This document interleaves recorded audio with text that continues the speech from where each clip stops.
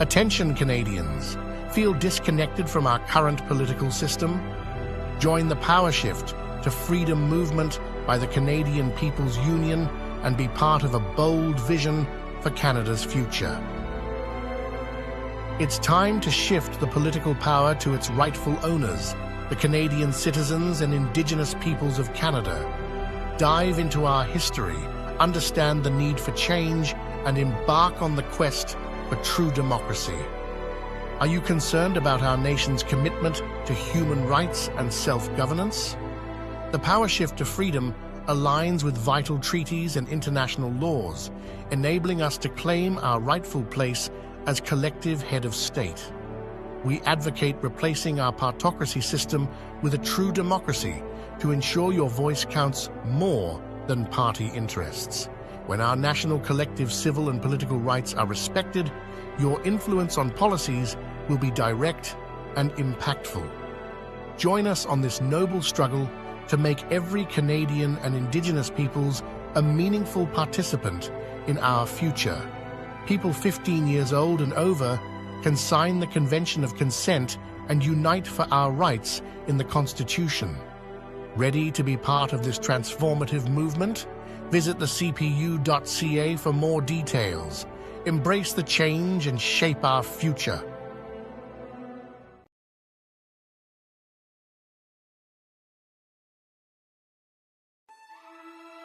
Attention, Canadians.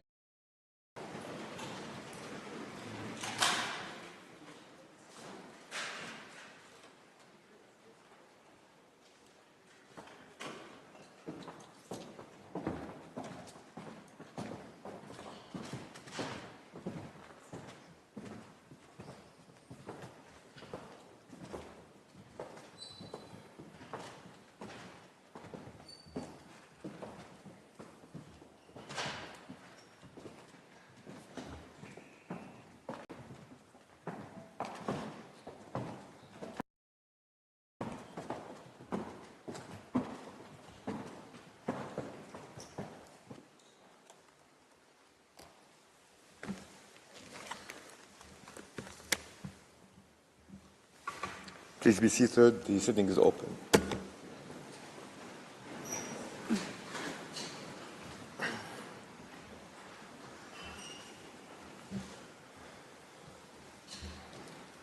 For reasons duly made known to me, Judge Abraham is unable to join us for this afternoon sitting. The court meets this afternoon to hear the United Kingdom, Slovenia, Sudan, Switzerland, Syrian Arab Republic, and Tunisia on the question submitted to it by the United Nations General Assembly. I recall that each of the delegations has 30 minutes for its presentation. This afternoon, the court will observe a short break after the presentation of Sudan. I shall now give the floor to the representative of the United Kingdom, Ms. Sally Langrish. You have the floor, Madam.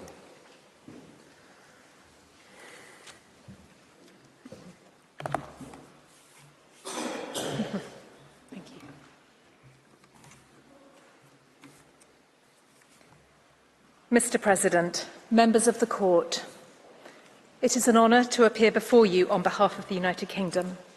In participating in these proceedings, the United Kingdom underlines its respect and continued support for the Court. Our position on the Israeli-Palestinian dispute is long established. We firmly believe that a negotiated two-state solution is the only way to end Israel's occupation, to deliver Palestinian self-determination, and to preserve Israel's identity and security. That belief is founded on the relevant Security Council resolutions and the parties' existing agreements. Recent events only reinforce the importance and urgency of implementing the existing framework. On the 7th of October, Israel suffered the worst terrorist attack in its history.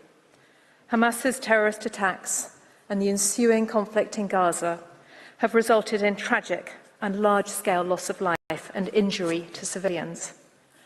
Palestinians now face a desperate humanitarian crisis in Gaza.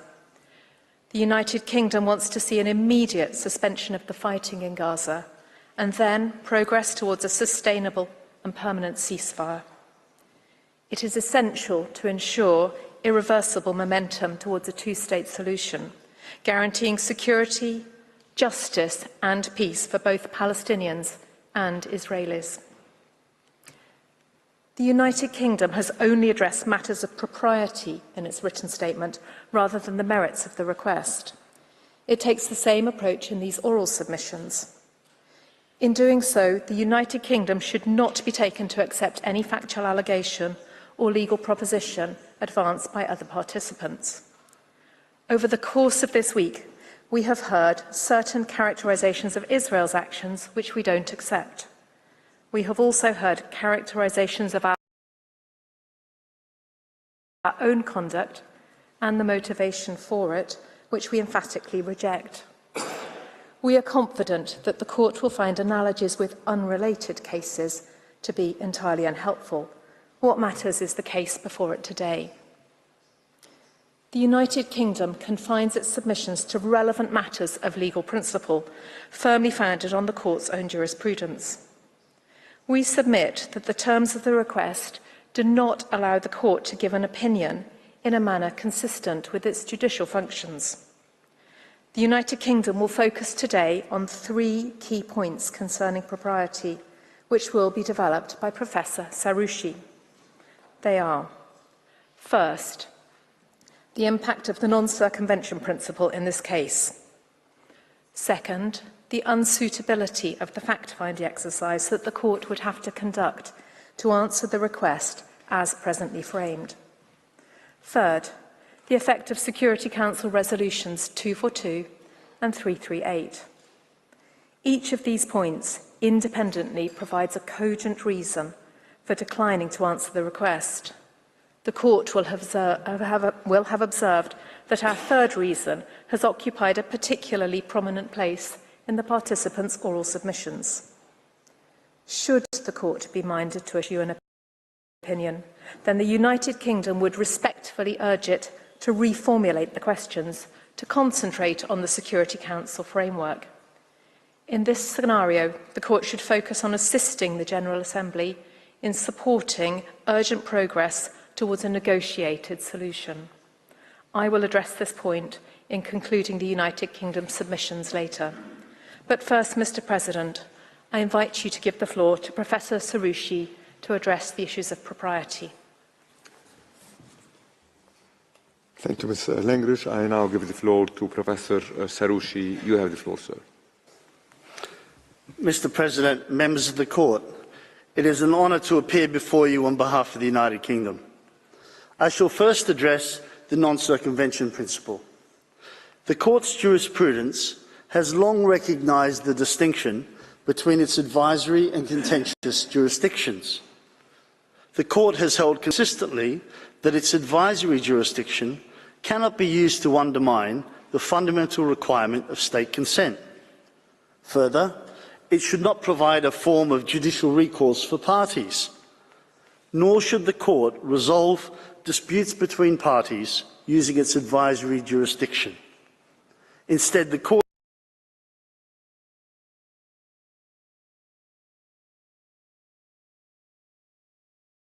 in their activities. Let me be clear. The United Kingdom does not submit that a state whose rights or duties may be affected by an opinion can prevent the Court from giving an opinion. Rather, consistent with the Court's jurisprudence, the United Kingdom's submission is that where a request is, I quote, directly related to the main point of a dispute between two parties, then the Court should refrain from giving an opinion. In the words of the Court in Western Sahara, to give an opinion in such a case, I quote, would have the effect of circumventing the principle that a court is not obliged to allow its disputes to be submitted to judicial settlement without its consent. Close quote. If the Court were to answer the request as currently formulated, it would entail a breach of the non-circumvention principle. The United Kingdom makes 4 points. The first relates to the nature and content of the bilateral dispute. It is more than a mere difference of views. It is a dispute of acute sensitivity. It is long-standing. It concerns the status of Israel's occupation, issues of security, and the conditions under which Israel can and should withdraw from the occupied Palestinian territories. Second, the request engages that core dispute. The General Assembly asks the court to consider in express terms and rule on both the legal status of the occupied territories and the legal consequences of that status. The court is also invited to make findings of Israeli responsibility in relation to its policies and practices. This engages key permanent status issues which are at the heart of the Israeli-Palestinian dispute, including on Jerusalem, on settlements, on security arrangements, and on borders. Indeed, a key participant has described the Assembly's request as taking the entire Palestine question to be looked at by the highest court in the globe. The third point concerns the relief requested. The court is asked to determine that Israel's occupation is unlawful and to order that Israel should withdraw immediately from the occupied territories as a result. Over the course of this hearing, the court has repeatedly been requested to order Israel's immediate, unconditional and total withdrawal. This repeated insistence further demonstrates that the court is being asked to decide the main point of the dispute, which several states recognise. Finally, Israel has not consented to the main points of the dispute being resolved by this court. To the contrary, it has asked the court to refuse to respond to the request. Given the content of the request as currently formulated, there is thus no basis on which the court should answer it. Participants have identified two main counter-arguments as to why the court should proceed to answer the request. First, they say the court can determine key issues relating to the parties' bilateral dispute because it is of broader concern to the UN. Their argument relies on the court's recognition in the Wall opinion that the General Assembly has a permanent responsibility towards the question of Palestine. The result, they say, is that the request arises, quote, in a much broader frame of reference than a bilateral dispute. With respect, the United Kingdom disagrees. The General Assembly's consideration of a bilateral dispute does not mean that the non-circumvention principle is inapplicable. If it did, the principle would never apply in any advisory proceedings, since any bilateral dispute on which the Assembly made a request would always fall within the so-called broader frame of reference. Such an approach would deprive the non-circumvention principle of all practical application. This approach of the United Kingdom is consistent with the Wall opinion. That opinion did not concern the core aspects of the Israeli-Palestinian dispute. The court itself accepted that it could not properly address what it referred to as the greater whole of the dispute. Judge Higgins characterised that approach as wise and correct. Judge Karoma was careful to distinguish the request in the Wall case from any such broader request that concerned the Israeli-Palestinian conflict as such or its resolution. And Judge Awada accepted that the court's answer should not, quote, be tantamount to adjudicating on the very subject matter of the underlying concrete bilateral dispute that currently undoubtedly exists between Israel and Palestine. A related point that several participants have advanced is that the Israeli-Palestinian dispute is multilateral in character because it concerns erga omnes obligations. The fact that a bilateral dispute may involve obligations in which states have a collective interest does not obviate the need for consent for that dispute to be resolved before the court. Nor does it change the fact that there are two participants involved in that bilateral dispute. The second counter-argument on non-circumvention is that the non-binding nature of advisory opinions means that a court can opine on a bilateral dispute. Like the first argument, this would deprive the non-circumvention principle of all practical application. By definition, Mr. President, all advisory opinions are non-binding, and so the principle would never apply in any advisory proceedings. This ignores that the court is being asked to make findings about Israel's liability and responsibility for various alleged breaches of international law that are central to the bilateral dispute. The court would in substance be deciding on the main points of the dispute if it were to answer the request as formulated. And that is precisely the problem that the non-circumvention principle is intended to avoid. This submission also ignores that serious legal consequences may result from the court's findings. This risk is even more pronounced since several participants asked the court to make legal determinations for the express purpose of clarifying the law relevant to the parties' negotiations. In sum, the principle of non-circumvention is engaged in this case. Mr. President, members of the court, if this fundamental legal principle is ever to have any real meaning or application, the court must decline to answer the request as currently formulated. I now turn to the United Kingdom's argument concerning the court's factual inquiry. Let me be clear. The United Kingdom is not questioning the court's competence to make factual findings. The court can, of course, do so, and the United Kingdom does not suggest otherwise. Nor is there any doubt that the information and evidence available to the court is voluminous. Rather, it is the sheer scale and complexity of the factual determinations that would need to be made by the court in these advisory proceedings which is the problem. The United Kingdom is not the only participant to raise this issue. Allow me to highlight a few features of the factual determination process in this case.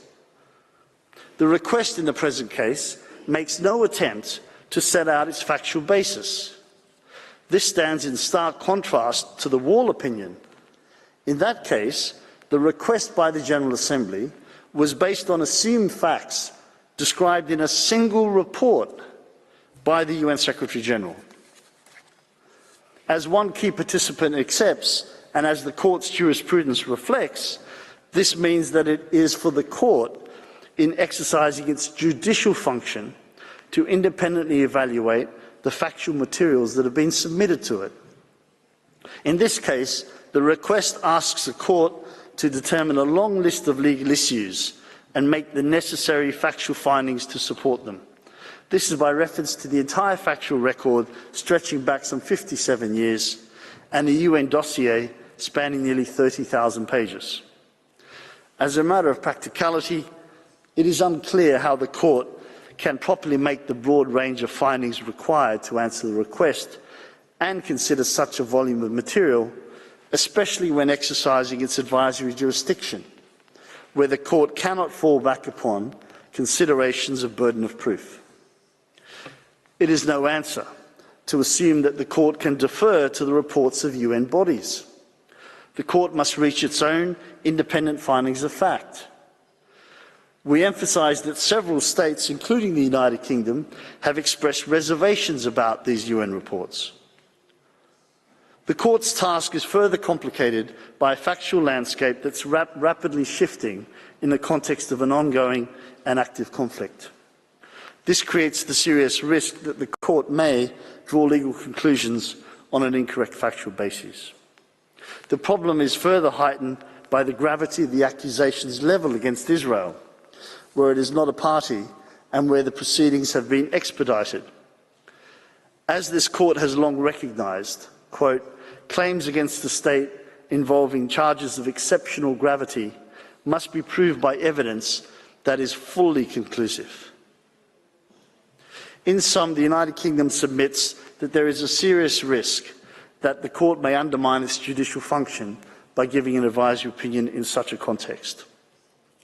Mr. President, members of the court, I now turn to the existing framework, the third point, for resolving the parties' dispute and its impact on these proceedings. The court is well aware of the agreed framework for a permanent settlement of the parties' disputes as contained in Security Council Resolutions 242 and 338 and in the parties' interim agreements. The precise terms of Resolution 242 are worth recalling. They identify the two interdependent principles of withdrawal and security, to which the court was referred on Wednesday. To be clear, this resolution does not determine that the occupation is unlawful. The terms of the resolution make this plain. The Security Council and the General Assembly continue to endorse this framework. Most recently, in December 2023, the Council affirmed its unwavering commitment to a two-state solution. Both organs also continue to recognise that a permanent settlement requires a negotiated solution under the auspices of the UN. Many states in these proceedings have emphasised the need for a negotiated solution and the importance of preserving the agreed framework in the context of these proceedings. The United Kingdom shares these views. The parties' agreed framework provides a further basis for declining to answer the request. That framework envisages the negotiation of Israel's withdrawal, not a court decision requiring it. In response to this submission, three main points have been raised by other participants. First, it is said the negotiation process has been stalled for some time. This does not negate the validity of the Security Council framework, nor does it change the reality that a negotiated solution under the UN's auspices is the only possible way in which the conflict will be resolved. It underscores the need to strengthen that process rather than undermine it. Second, some participants have referred to the court's jurisprudence on whether it should take account of adverse political consequences when considering propriety. The court's jurisprudence requires there to be an objective basis to assess the relevance of such consequences. In this case, there is an objective basis. It is the established Security Council framework. The General Assembly's general mandate in respect of the Palestinian question cannot override the Security Council framework. Third, it is argued that an opinion will not interfere with the Security Council framework or with negotiations conducted under its auspices. Instead, it is claimed an opinion will assist that process. Participants rely on the court's statement in the Wall opinion that the negotiations must be conducted in accordance with international law and equivalent language in Council resolutions. And so the court's legal conclusions can and should, they say, constrain the bases on which those negotiations are conducted.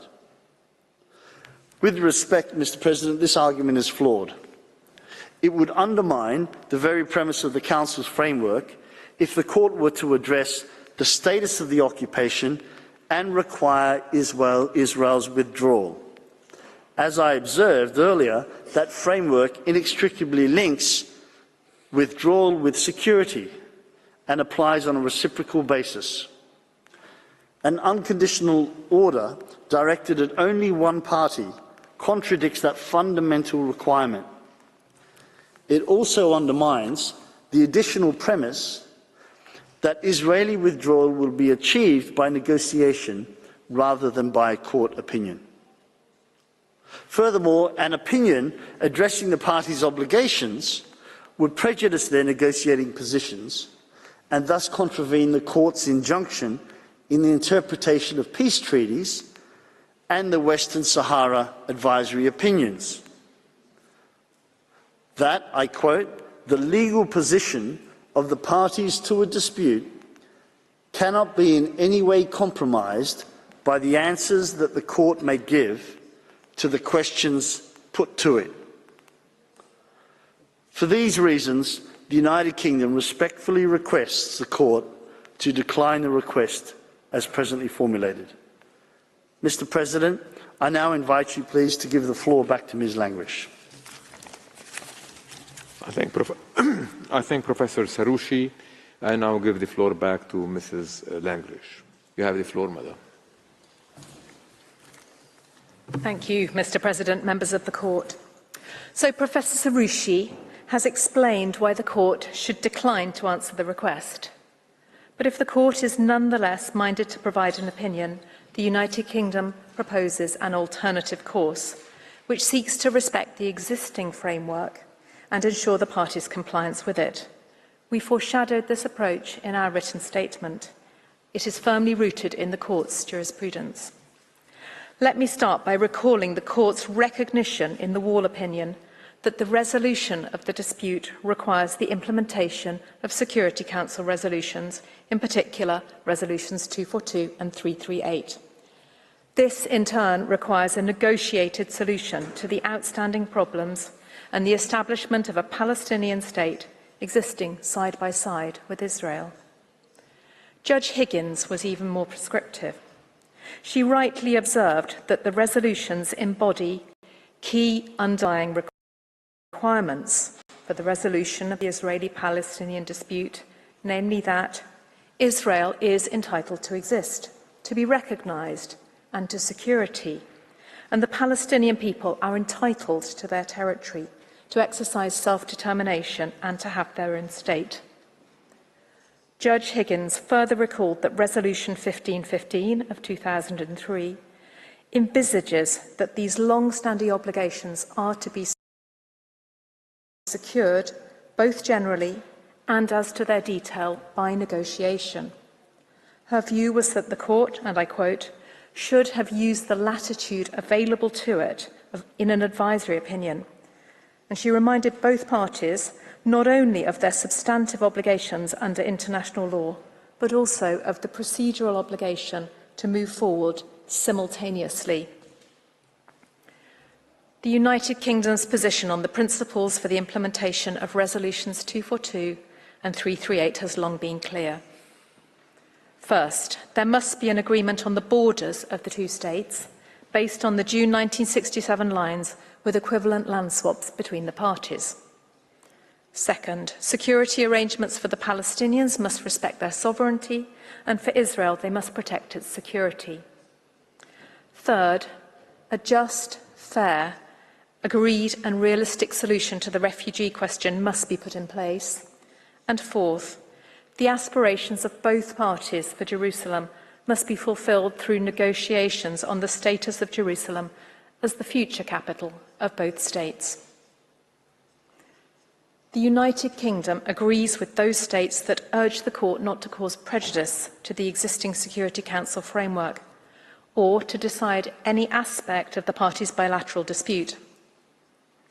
Like other participants, the United Kingdom recognises that an alternative route to respect propriety is to reinterpret the request or reformulate its terms.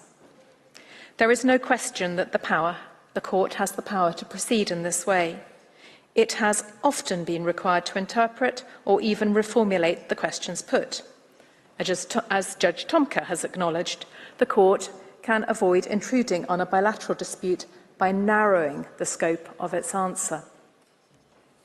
The question for the court is how best to achieve these aims.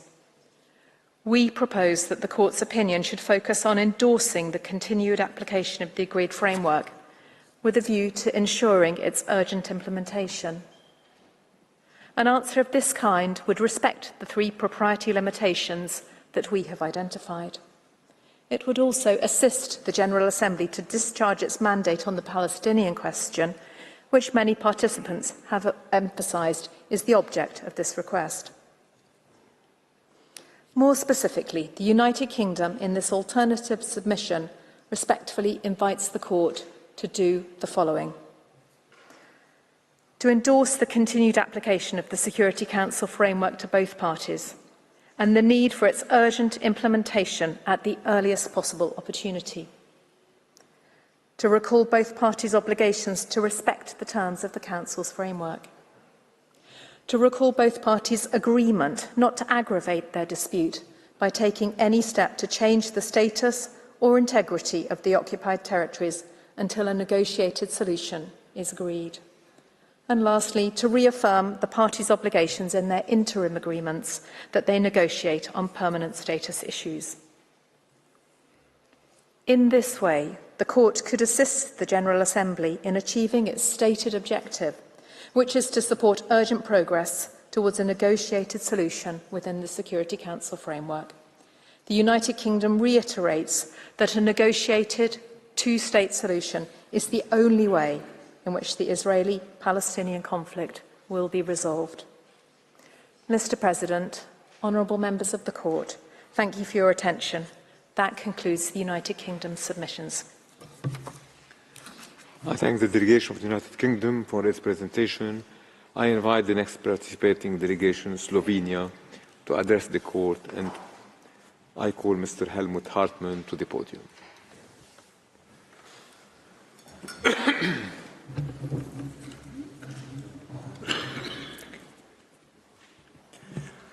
Mr. President, members of the Court, it is an honor to appear before you and to do so as a co-agent of the Republic of Slovenia.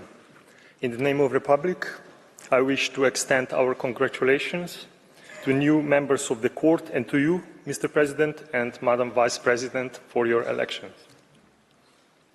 Slovenia has the highest respect for this Court and its important mission to ensure respect for international law on which it is the organ. By its Resolution 77-247 of 30 December 2022, the General Assembly has submitted to the scrutiny of the Court legal questions of fundamental importance for the United Nations and for the international community as a whole. The Republic of Slovenia supported the resolution and the request for an advisory opinion. We are convinced that the advisory opinion of the principal judicial organ will assist the General Assembly and all organs of the United Nations in their efforts and activities concerning the situation in Palestine. As it has been reiterated repeatedly, the United Nations has a permanent responsibility towards the question of Palestine until the question is resolved in all its aspects in a satisfactory manner in accordance with international legitimacy. In its declaration of the current situation in Palestine and Israel, adopted on 23 November last year, the National Assembly of the Republic of Slovenia expressed its hope that the international community, including the United Nations, adopts a more ambitious, responsible and coordinated approach that will constructively support the Middle East peace process, leading to a lasting, peaceful coexistence between two peoples and to a two-state solution. Mr. President, it's hardly need to recall in this great hall of justice that one of the purposes of the United Nations is to bring about by peaceful means and in conformity with the principles of justice and international law, adjustment or settlements of international disputes or situations which might lead to a breach of the peace. International law and its respect constitute the cornerstone of the activities of the organization and of the relations between its member states. As the principal judicial organ of the United Nations, this Court's role is to identify existing principles and rules, interpret them and apply them, those offering a reply to the question arising by the organs of the organization based on law. The questions submitted to your scrutiny concerning the legal consequences arising from policies and practices of Israel are scarcely susceptible of a reply otherwise than on the basis of law. The legal principles and rules upon which the Court is asked to provide an advisory opinion constitute some of the most basic foundations for a peaceful, just, lasting and comprehensive solution to the question of Palestine. The Republic of Slovenia is fully committed to these fundamental principles, ensuring a consolidated multilateral system based on an effective United Nations organization, the sovereign equality of states, collective security, the peaceful settlement of disputes, the self-determination of peoples, high human rights standards, and a powerful rule of international law. We are mindful that a comprehensive solution needs to be achieved through meaningful negotiations aimed at the complete end of the occupation of the Palestinian territory and a resolution of all status issues. It is deeply concerning that despite efforts of the United Nations and the numerous resolutions of the General Assembly and the Security Council, negotiations have been stalled. As we speak, the prospect of the mutual agreed solution seems to be more and more uncertain. The situation in the region is alarming. Therefore, more than ever, it is indispensable for the organization and for the international community to take and to encourage all efforts that, with a view to achieving as soon as possible, on the basis of international law, a negotiated solution to the outstanding problems and the establishment of the Palestinian state existing side by side with Israel and its other neighbors, with peace and security for all in the region, as the Court emphasized in its 2004 advisory opinion. The Republic of Slovenia, through the voice of its National Assembly, reaffirmed its unwavering support for a negotiated two-state solution on the basis of the 1967 borders, resulting in two sovereign democratic states living together in peace and security in full respect of international law. However, Mr. President, the need for negotiations aimed at the mutual agreeable solution or the existence of the framework for such negotiations are not compelling reasons that should lead the Court to decline the request for an advisory opinion. On the contrary, further clarifications in respect of relevant legal principles, rules and responsibilities can only contribute to a solution on the basis of meaningful negotiations, international law and the rule of law. The Court recalled in 1996 and 2004 that it is, and I quote, aware that no matter what might be its conclusion in any opinion it might give, they would have relevance for the continuing debate on the matter in the General Assembly and would present an additional element in the negotiations on the matter. End of quotation. In this regard, the questions asked by the General Assembly are relevant and have a practical effect guiding the United Nations, its member states, and those most directly involved in respect of the legal implications that need to be taken into account for achieving a lasting, comprehensive and just solution through peaceful means, and particularly through negotiations, is plenty part of the Court's judicial function. As a court of law, as a world court, you are entitled to pronounce on legal questions that will and must drive, frame and facilitate further actions and negotiations aimed at a full and complete settlement of the questions of Palestine. Mr. President, the Republic of Slovenia considers that nothing prevents the Court to address the request of the General Assembly in law and in fact. As I have already recalled, the questions are legal ones. The Court is asked to opine upon the legal consequences arising from policies and practices of Israel. It is thus for the Court to assess whether these policies and practices are in breach of rules and principles of international law, and on this basis clarify the legal consequences of these violations. Moreover, the record before the court and the information publicly available contains sufficient information and evidence enabling the court of properly assessing the questions of fact that are relevant and necessary for answering the legal questions before it. Mr. President, members of the court, I thank you for your attention. Mr. President, may I kindly ask to give the floor to Dr. Daniel, who will continue the presentation of the Republic of Slovenia. I thank Mr. Hartmann. So I now invite Dr. Daniel Müller to the podium. You have the floor, sir. Yes, thanks very much. Mr. President, distinguished members of the court, it's a great privilege for me to appear before you and to do so to assist the Republic of Slovenia. Given the time at my disposal, it's scarcely conceivable to respond to all the aspects of the two questions addressed by the General Assembly in its Resolution 77247, so I'm going to stick to 2 points. First, the relevant rules and principles of international law to respond to the questions posed, and inter alia those relating to the right of the Palestinian people to self-determination.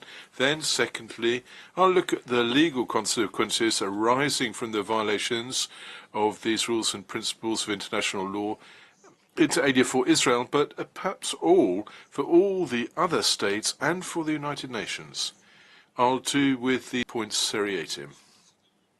Mr. President, the right of the Palestinian people of self-determination, specifically mentioned in the first question posed by the General Assembly, is not open to dispute.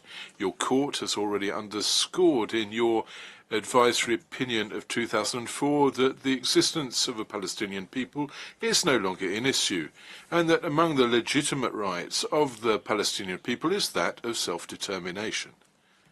A people's right to self-determination is not just some random right. Indeed, as of 1945, the importance of this right has justified its inclusion in the Charter among the objectives of the organisation and side by side with the principle of the equal rights of peoples.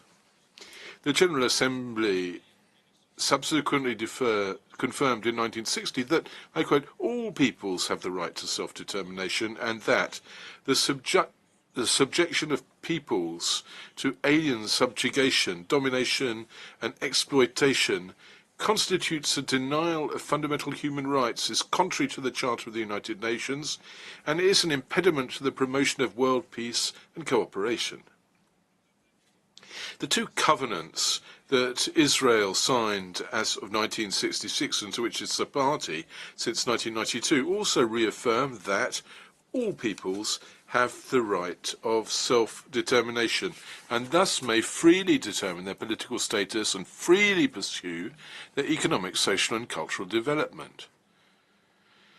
So the right of peoples, of all peoples, to self-determination is not only one of the essential principles of contemporary international law, it is also a fundamental human right having a broad scope of application. Your court has recognized that the obligations arising from this essential right are erga omnes obligations. Now, as the co-agent has recalled, the Republic of Slovenia is particularly committed to this right. The people of Slovenia were able to exercise it in circumstances which the court will know well, in order to freely establish its own sovereign and independent state. Given its history, the Republic of Slovenia is persuaded that the right to self-determination is an essential and indispensable pillar of the international legal order. More recently, Slovenia has supported the incorporation by the International Law Commission of a non-exhaustive list of peremptory norms in its draft conclusions of 2022. And this list includes, as you well know, the right to self-determination. Now, to this day, the Palestinian people has been unable to fully exercise its inalienable right to self-determination. Indeed, Israel, the occupying power for many decades, is actively preventing the full realization of the Palestinians' right to self-determination in compliance with the guarantees and principles of international law. The occupation of Palestinian territory, its colonization and its fragmentation constitute not only a flagrant violation of the prohibition of the acquisition of territory by force, but also is a considerable impediment to the realization of a free and independent Palestinian state. The court recalled quite rightly that the peoples of non-self-governing territories are entitled to exercise their right to self-determination in relation to their territory as a whole, the integrity of which must be respected by the administering power. As a consequence thereof, any modification of the territorial base to which a people is entitled by right of self-determination, as well as the de facto and de jure annexation by Israel of a considerable part of Palestinian territory, are by their very nature contrary to international law. The need for respect and preservation of the territorial unity, contiguity and integrity of all of the occupied Palestinian territory, including East Jerusalem, recalled once again by the General Assembly in December last year, constitutes an essential condition for the Palestinian people to fully realize its right to self-determination and exercise its sovereignty over its territory. Thus, as the Council for Human Rights has recalled, the Israeli settlements fragmenting the West Bank, including East Jerusalem, into isolated geographical units, severely undermines the exercise of Palestinian self-determination. Mr. President, the right of the Palestinian people to self-determination is fundamentally hobbled by the prolonged occupation of Palestinian territory by the occupying power, and by the non-compliance with the obligations incumbent upon that power under the elementary rules of international humanitarian law.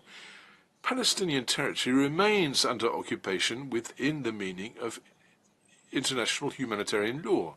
The Court established in its advisory opinion of 2004 that on account of this de facto situation, the relevant customary and conventional rules of international humanitarian law are applicable in occupied Palestinian territory, including East Jerusalem.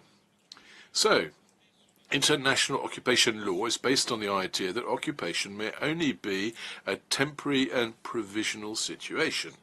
The occupying power does not acquire sovereignty over the territory it occupies and must administer it taking due account of its specific legal status. It must abstain from taking measures likely to entail permanent change, be they the extent of the territory occupied or to its social, economic and demographic reality. More generally, the occupying power must not exercise its authority in order to promote its own interests, or with the aim of using the inhabitants, their property, or the resources of the occupied territory for its own benefit. The occupying power must ensure the protection of the population subject to occupation and take the necessary measures in order to respect their rights and ensure their implementation. Above all, that includes the fundamental rights guaranteeing dignity, equality, and the value of the individual. Rightly, the Court confirmed in 2004 that the treaty instruments relative to human rights remained applicable in OPT, and thus must be respected vis-à-vis the men, women, and children of Palestine. The practices and policies implemented by the occupying power in occupied Palestinian territory do not comply with the elementary obligations of international human rights law or international humanitarian law. The court already confirmed this in 2004 with respect to the construction of the wall. However, the colonization of occupied Palestinian territory, including East Jerusalem, and the installation of settlements with the aim of achieving lasting demographic change, and the displacement of Palestinians, the destruction of their houses and their property, have but accelerated. The Court, the General Assembly and the Security Council have recalled that settlements in occupied Palestinian territory have no legal basis and remain illegal. The Council vigorously regretted for a long time the continuation and persistence of Israel in pursuing those policies and practices. The written and oral statements of participants in the instant advisory proceedings have also demonstrated that the practices and policies of the occupying power are not consistent with what is required of it under international law. All these violations of international law arising from the prolonged occupation compromises the effective exercise by the Palestinian people for its right to self-determination and the achievement of a two-state solution, to which the Republic of Slovenia remains profoundly committed. Distinguished members of the Court, every internationally wrongful act of a state entails the international responsibility of that state. That key provision of the Articles on State Responsibility for Internationally Wrongful Acts contains in itself a part, an important part indeed, of the answer to the question of the legal consequences of the policies and practices which are before you. Israel has engaged its international responsibility. The content of the international responsibility of the State of Israel, or to use the terms of the ILC, the legal consequences involved by this responsibility, are enumerated in Articles 29 through 32 of the Articles on State Responsibility. Israel has the obligation to put an end to its internationally wrongful acts and to all the practices preventing the Palestinian people from fully exercising its right to self-determination, first and foremost of which are the prolonged occupation and annexation of Palestinian territory. Israel must fully carry out its international obligations, in particular its obligation to respect and promote the self-determination of the Palestinian people in the full compliance with international law. The harm caused by these internationally wrongful acts must be fully repaired. Implementation and compliance with these applications arising from the wrongful acts are not only due to Palestine and to the Palestinian people.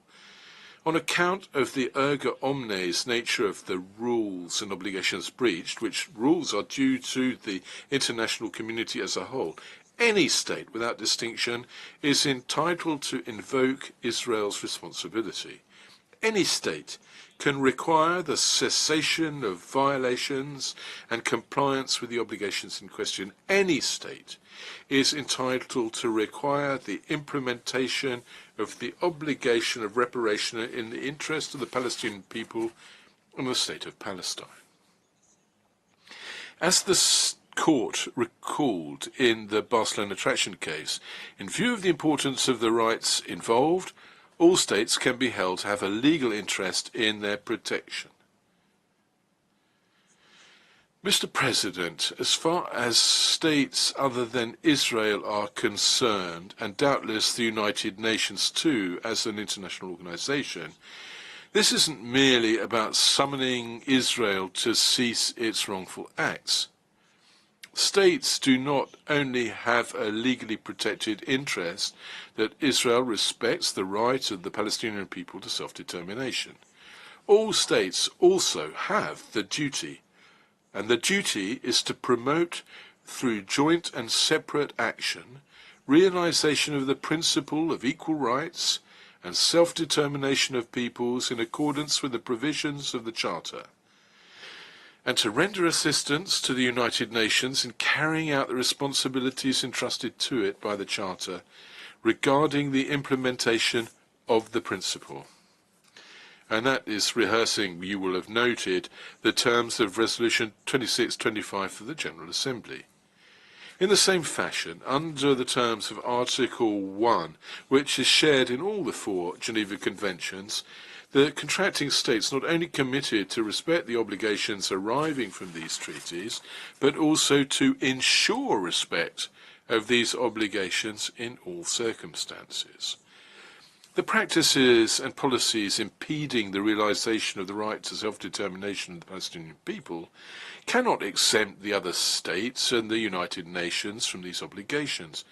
On the contrary, in the presence of the illegality of these practices and policies noted time and again by the principal organs of the United Nations, including your court, we must be able to count on the members of the United Nations to draw all attendant consequences and to implement the obligations falling to them pursuant to the Charter and international law. So that would imply for all states and for the United Nations to take the necessary measures to put an end to the tragic and above all illegal situation facing the Palestinian people, and which has faced them over decades. The General Assembly has recalled time and again and has urged all states and the specialized agencies and organizations of the UN system to continue to support and assist the Palestinian people in the early realization of their right to self-determination, independence and freedom.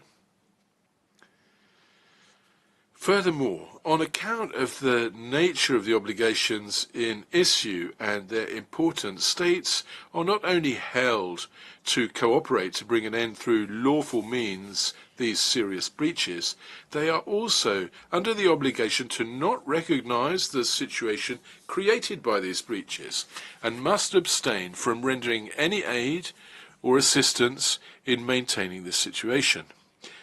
The Court has already confirmed the relevance and existence of legal consequences for all states in its 2004 advisory opinion, and the General Assembly has requested all states members of the United Nations to comply with their legal obligations as mentioned in the advisory opinion, including those consistent with their obligations under international law and the relevant resolutions not to recognize and not to render aid or assistance in maintaining the situation created by measures that are illegal under international law, and to not aid them in this end.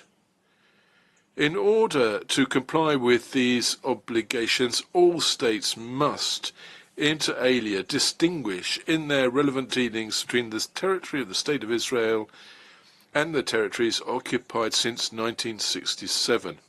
As the Security Council recalled in its Resolution 2334 of 2016, referring all the while to your advisory opinion. Mr. President, distinguished members of the Court, the painting by Paul Albert Besnard, which hangs in this great hall, recalls the cardinal principle of contemporary legal order: peace by justice. The Republic of Slovenia is firmly convinced that the scrupulous respect of international law, where the court is the principal judicial organ, can put an end to the unbearable and unacceptable situation in the region and work for a just and lasting peace in which every state in the area can live in security. Mr. President, these words close the oral presentation of the Republic of Slovenia, and on behalf of our delegation, I would like to thank you for your kind attention. I thank the delegation of Slovenia for its presentation. I invite the next participating delegation, Sudan, to make its oral statement before the court and call upon Mr. Marwan Khair to take the floor.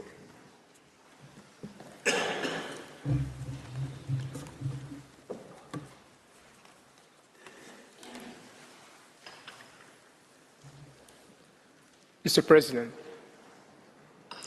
distinguished members of the Court, it's my honor and privilege to address the International Court of Justice on behalf of the Republic of the Sudan. I express gratitude to this Court for extending the opportunity for my country's participation in these advisory proceedings on the legal consequences arising from the policies and practices of Israel and the occupied Palestinian territory, including East Jerusalem.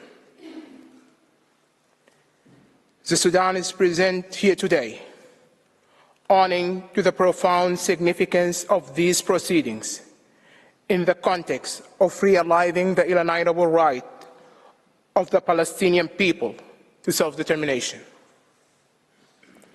This matter has persisted on the United Nations agenda for several decades. The dire circumstances prevailing in the occupied Palestinian territory over the past decades, compounded by the current severe humanitarian crisis in Gaza Strip,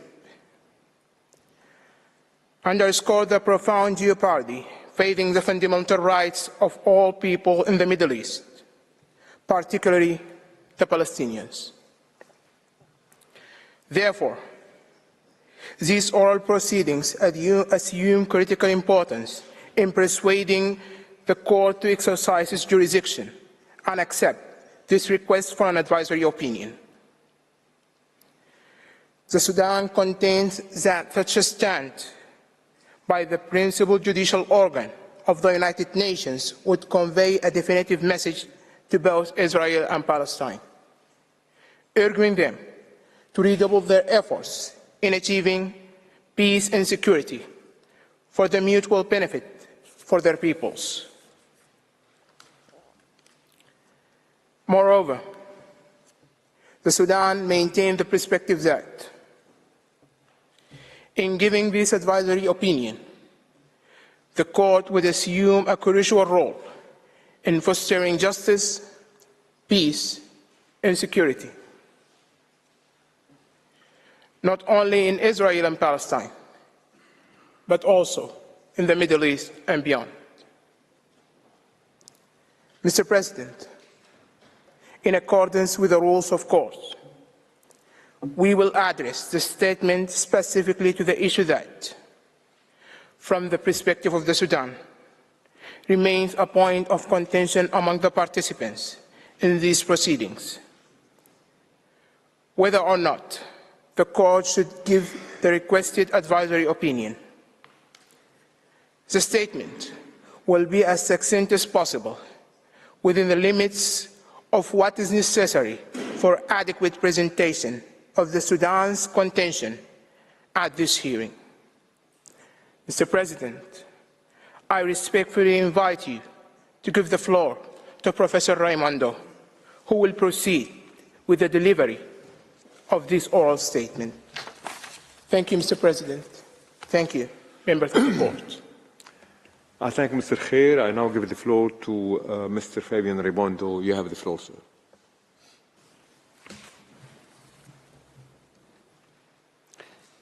Mr. President, distinguished members of the Court, it is my privilege and pleasure to stand before the International Court of Justice today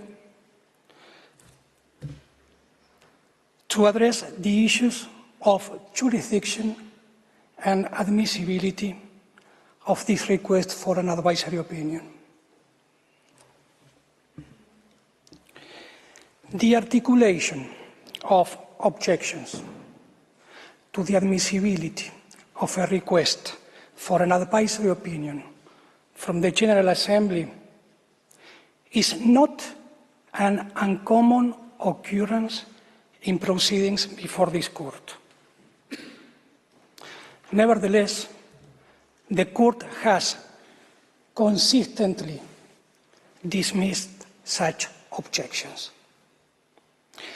In the subsequent discussion, I shall initially recall the consistent jurisprudence of this court on the issues of jurisdiction and admissibility. It is within this body of jurisprudence that the court can find the resolution to the objections raised concerning the admissibility of the current request for an advisory opinion. As pointed out by this court in the Chagos advisory opinion, I quote, "When the court is seized of a request for an advisory opinion, it must first consider whether it has jurisdiction to give the opinion requested, and, if so, whether there is any reason why the court should, in the exercise of its discretion, decline to answer the request." Unquote. The jurisdiction of this court to provide an advisory opinion stems from Article 65, paragraph 1 of its statute. This article provides that the court may give an advisory opinion on any legal question upon the request of any body authorized by or in accordance with the Charter of the United Nations to make such a request. The General Assembly has the authority to request an advisory opinion according to Article 96, paragraph 1 of the Charter of the United Nations, and this article stipulates that the General Assembly has the power to ask the International Court of Justice to provide an advisory opinion on any legal question. In these proceedings, the court is first asked to determine the legal consequences arising from the ongoing violation by Israel of the right of the Palestinian people to self-determination from its prolonged occupation, settlement, and annexation of the Palestinian territory occupied since 1967, including measures aimed at altering the demographic composition, character, and status of the Holy City of Jerusalem, and from its adoption of related discriminatory legislation and measures. Next, the court is asked how said policies and practices affect the legal status of the occupation and what legal consequences ensue for all states and the United Nations from this status. Mr. President, members of the court, it is evident that these questions concern the legal consequences of violations of international law that have been recognized as such by the Security Council and the General Assembly, among other United Nations organs and bodies, as well as to the legal status of the occupation in view of those violations and the legal consequences of its illegality. The General Assembly requests the Court to answer these questions in accordance with, inter alia, the rules and principles of international law, international humanitarian law, and international human rights law. For this reason, the Sudan believes that the request has been made in accordance with the Charter and that the questions submitted to the court are legal in character. I shall now proceed to the issue of the admissibility of the request. As recalled by the court in the Chagos advisory opinion, I quote, "The fact that the court has jurisdiction does not mean, however, that it is obliged to exercise it," unquote. According to consistent jurisprudence of this court, the discretion whether or not to respond to a request for an advisory opinion exists to safeguard the judicial function of the court as the principal judicial organ of the United Nations. However, the court is aware that its reply to a request, I quote, represents its participation in the organization and, in principle, should not be reviewed, end of quote. It is an established jurisprudential principle that this court may decline to respond to a request for an advisory opinion falling within its jurisdiction only in the presence of compelling reasons. The pertinent query at hand is whether there exists any compelling reason for this court to decline to respond to the request referred by the General Assembly. Some participants in these proceedings have indeed alleged the existence of such reasons. The grounds most frequently invoked in these proceedings include, firstly, the contention that providing the opinion would prejudice the negotiation process between the parties involved in the underlying dispute. Secondly, the argument that admitting the request will be incompatible with the principle of consent in judicial settlement. And thirdly, the alleged prejudicial nature of the underlying questions and the lack of sufficient factual inquiry. I will now examine the first ground. This ground was raised by Canada, Hungary, Israel, Italy, and Zambia, among others. Thus, for example, in the opinion of Italy, I quote, "An advisory opinion by the court might reduce the flexibility of the parties in dealing with present circumstances and long-term prospects, and therefore would not contribute to move the process closer to a mutually agreed solution," end of quote. This constitutes a type of argument that this court has previously considered in other advisory proceedings.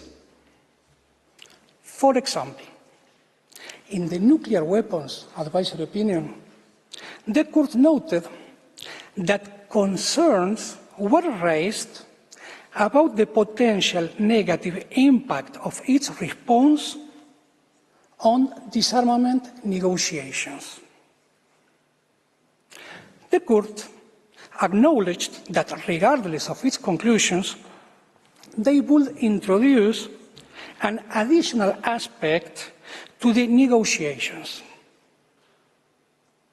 However, the court stated that the ultimate effect of its opinion is a matter of appreciation and cannot be seen as a compelling reason to refuse exercising its jurisdiction.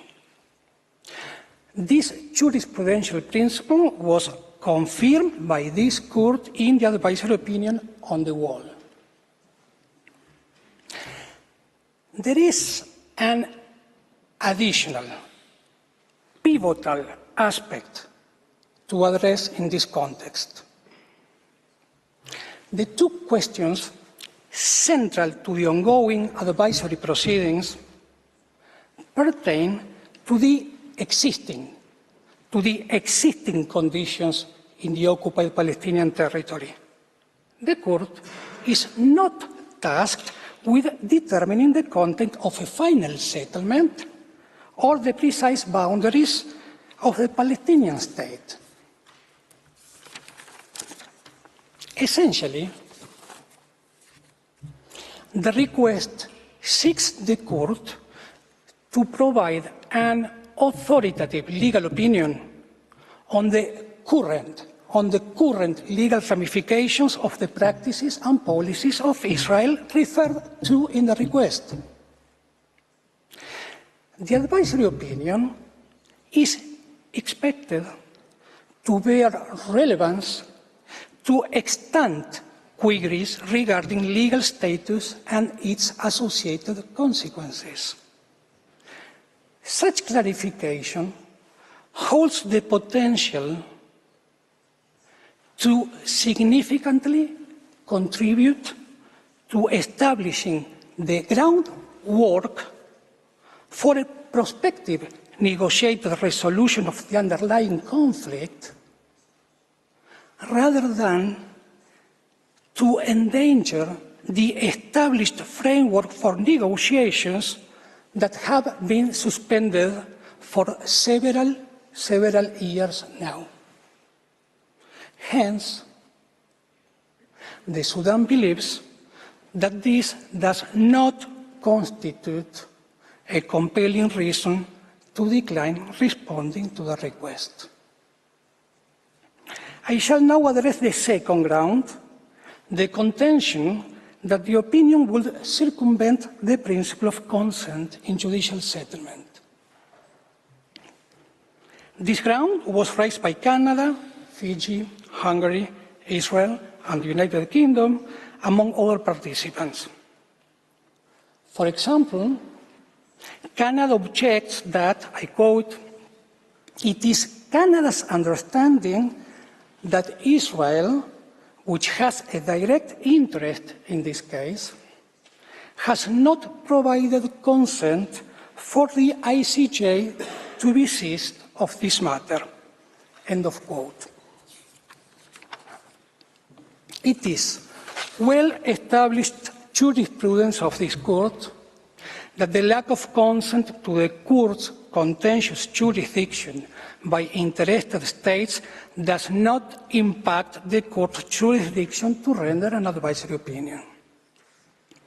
This rationale is exemplified by instances such as when the court gave its advisory opinion on Western Sahara, even in the absence of Spain's consent to the request. When it delivered the advisory opinion on the wall, despite Israel not providing consent. And when it issued the Chagos advisory opinion, notwithstanding the absence of consent from the United Kingdom. In each of these instances, the court gave its opinions, even though the request concerned the responsibility of particular states. As this court said in Western Sahara, I quote, "In the present case, Spain is a member of the United Nations and has accepted the provisions of the Charter and Statute. It has thereby, in general, given its consent to the exercise by the court of its advisory jurisdiction." Unquote. In the Sudan's view, the same rationale applies in the current advisory proceedings. The General Assembly has consistently played a crucial role in matters concerning Palestine, as evident from the documentation presented in the Secretary General's dossier before this court. The Palestinian people are yet to realize their right to self-determination, a fact that no state can plausibly contest. Therefore, the Sudan believes that the objection to the General Assembly's exercise of its competence in the realm of self-determination and its consideration of the situation in Palestine is unpersuasive. I shall now address the final ground, the allegedly prejudicial nature of the questions posed by the General Assembly and a lack of appropriate factual inquiry. This ground was raised by Israel in the following terms, I quote, "The tendentious questions placed before the court not only distort the factual reality, they fundamentally misrepresent the legal reality as well." End of quote. In the same vein, another participant in the proceedings, the United Kingdom, posits that the request is inadmissible on the ground that, I quote, "the court cannot be confident that it will have a complete or accurate evidential picture before it." End of quote.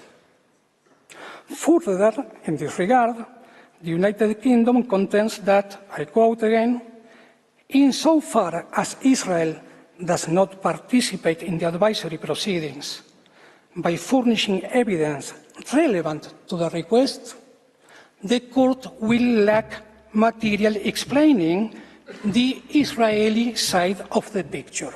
End of quote. Nevertheless, it is imperative to recall that in the overwhelming majority, if not all, of the opinions rendered by this court, reliance on public information derived, for instance, from United Nations organs or specialized agencies has been a standard practice. In part 2 of the dossier of materials before this court, there are many reports of competent United Nations bodies, such as the Special Rapporteur on the Situation of Human Rights in the OPT, the High Commissioner for Human Rights, and several human rights treaty bodies. Hence, in the Sudan's view, all these reports provide the court with sufficient information on the facts before it to give the requested opinion. Mr. President,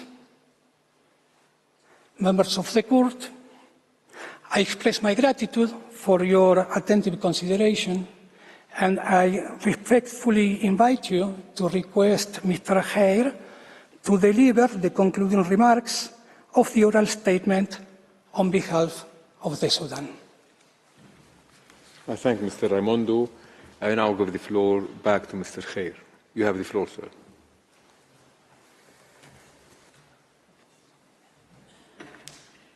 Mr. President, distinguished members of the court, I wish to emphasize the great significance of the right of peoples to self-determination. In advisory proceedings conducted before this court, wherein the exercise of this right was a pivotal concern, the court's opinion emerged out of fundamental elements shaping the legal framework for resolving the underlying disputes, such as the one concerning Namibia. If only we had a comparable equivalent for Palestine. The successful resolution of the protracted dispute surrounding Namibia can be largely attributed to the court's judicial task. It's respectfully suggested that you should persist in fulfilling that role in the present advisory proceedings. In the light of the foregoing, the Sudan concludes that the court not only has jurisdiction to give the advisory opinion requested by the General Assembly, but also that there is no compelling reason for this court to use its discretionary power not to give the opinion. Thank you, Mr. President.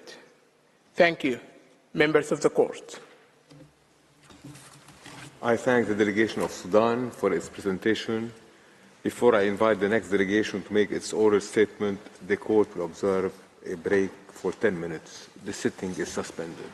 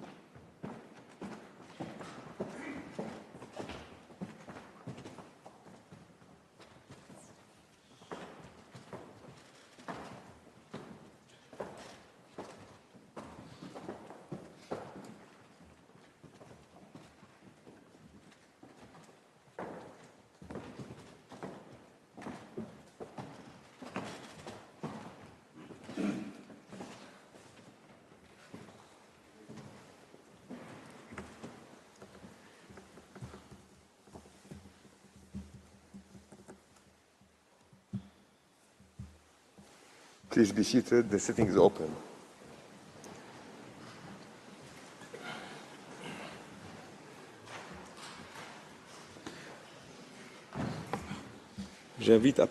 I now invite the next participating delegation, Switzerland, to address the court and call Mr. Franz Perez to the podium.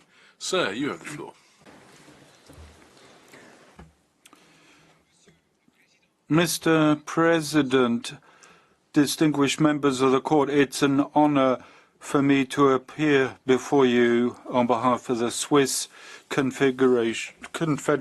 The terrorist attacks perpetrated by Hamas and other armed groups on the 7th of October 2023, firmly condemned by Switzerland, and the ensuing violent confrontation in Gaza are today in all our minds. They contribute to polarizing even further positions within the international community and undermine the prospect of a negotiated two-state solution. This potentially makes the task of the court more arduous, but also more necessary than ever.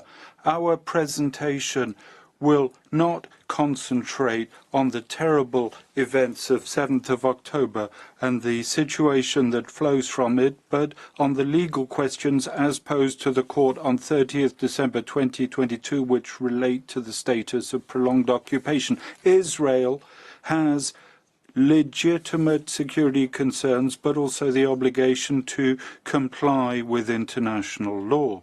Similarly, the Palestinian people has the right to self-determination with the aim of living in peace, and Palestine has the obligation to respect international law, and fair and lasting solution can only be achieved on the basis of the rules of international law. A good understanding of the content of the obligations under international law is therefore a precondition for negotiating a solution that reflects the legitimate interests of both parties. Thus, it's therefore essential to better understand the legal questions relating to measures taken within the framework of the prolonged occupation of Palestinian territory. The opportunity for the court to provide an impartial response based on international law to the questions posed by the General Assembly and thereby provide a basis for a negotiated solution therefore remains essential. My oral presentation will focus on the specific issues linked to the prolonged occupation under the angle of international humanitarian law and human rights law. Moreover, I'll refer to our written submission of 17 July 2023 and to the developments contained therein.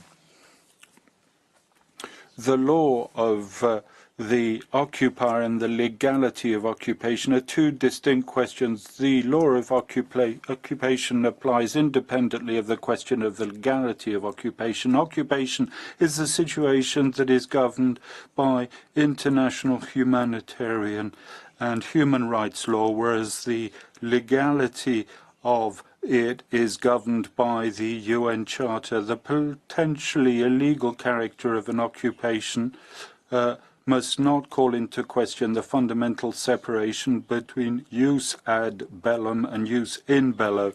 The right of occupation continues to apply in Palestinian territory, irrespective of the question of the legality of the occupation. As such, the prolonged character of an occupation has no incidence on its conformity with jus in bello.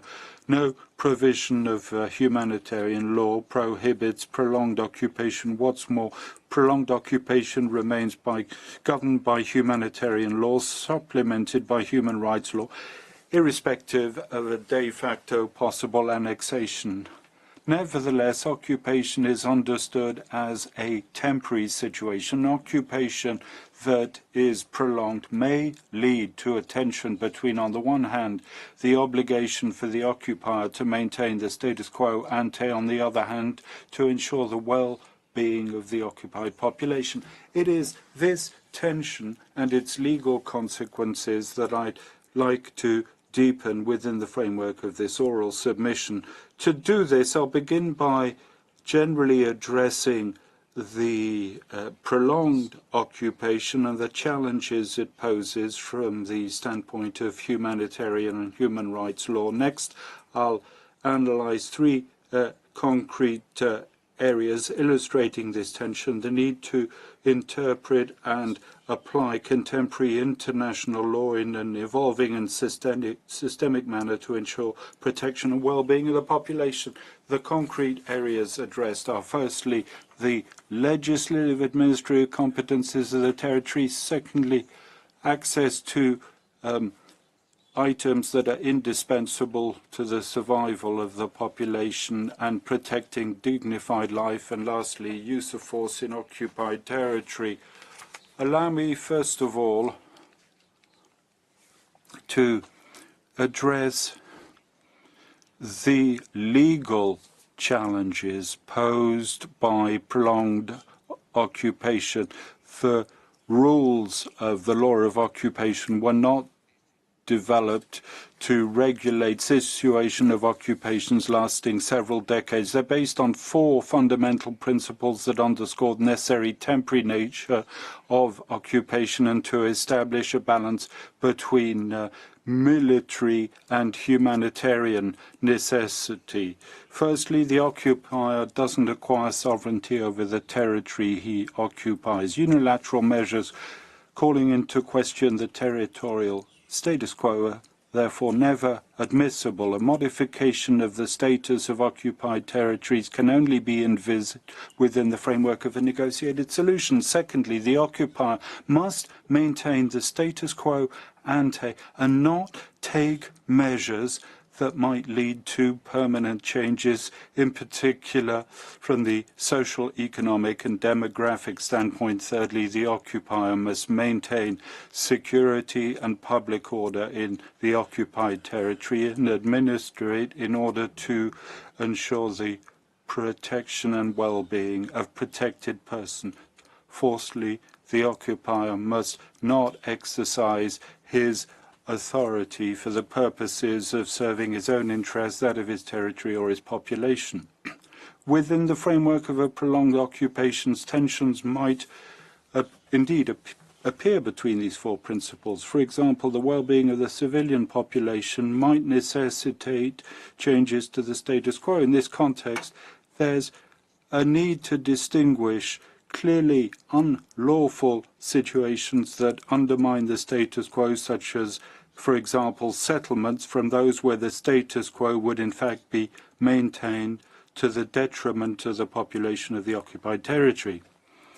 In this case of a prolonged occupation, it is vital that the maintenance of the status quo should not be understood as a freeze on the situation, but as signifying that the populations of occupied territories must continue to be able to live a normal as life as possible in dignity. Occupied territories must not remain frozen in time, but be able to move with their time. To address the legal tensions and challenges specific to a prolonged occupation, it's important to recall the function and the purpose of humanitarian law are to protect and ensure the well-being of the population and not to justify intrusive measures in the interests of the occupying power. The obligation of the occupying power to ensure the well-being of the occupied population calls for an interpretation in favor of the higher interests of the population living under occupation. In order to resolve the tension between the aforementioned principles and better determine the legality of measures taken by the occupier during a prolonged occupation, I suggest three criteria derived from a combined interpretation of humanitarian and human rights law. Firstly, the adoption of specific measures going a priori against the obligation of maintaining the status quo to serve the interests of the occupier is not admissible except for overriding security reasons, and as long as the well-being of the population is not affected in a disproportionate manner over the long term included. Secondly, specific measures running counter to the obligation to maintain the status quo can be adopted if they benefit the population of the occupied territory, consistent with human dignity, and take account of the wishes of the population in the occupied territory and its historical and cultural specificities. Lastly, thirdly, the adoption of such measures is statutory when these measures amount to parallel obligations of humanitarian and human rights law. If humanitarian law was specifically designed to govern situations of armed conflict, it remains that human rights remain fully applicable in situation of occupation. The Fourth Geneva Convention compels the occupying power to assume active responsibility for the well-being of the population under its control. This obligation to protect the population under occupation and to promote its well-being is concretized in the obligation to respect, to protect, and to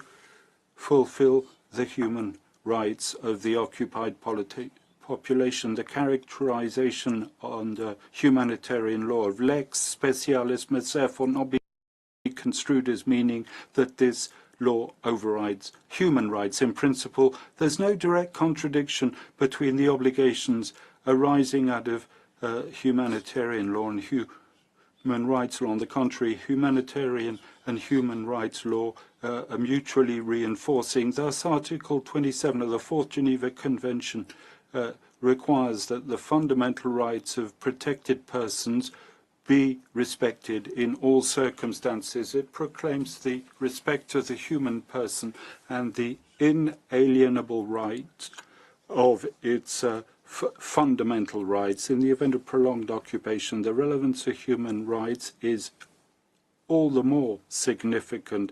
The logic of humanitarian law is aimed at immediately ensuring the essential minimum needs of the population.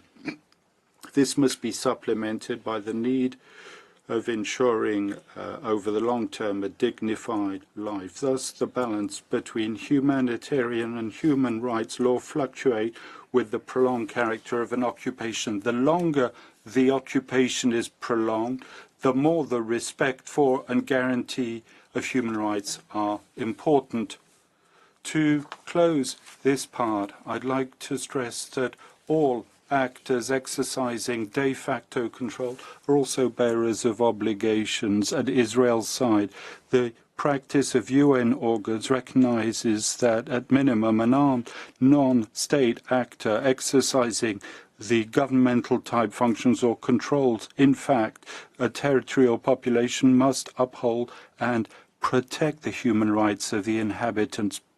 Palestine, having notably ratified Covenants 1 and 2 of the UN relating to human rights and the UN Convention against Torture, has the positive obligation to take all measures in its power and compatible with international law to assure to persons living in these parts of its territory the rights guaranteed by the Convention. Israel and Palestine are under obligation to cooperate and support one another and not to weaken one another in their efforts to ensure the well-being of the population. Victims must also be able to seek reparation for violations or abuse of their rights, whoever the actor at the origin of their grievance, in order to ensure effective respect of human rights. These various actors must cooperate by taking into account that the scale of their obligation will vary notably of the control they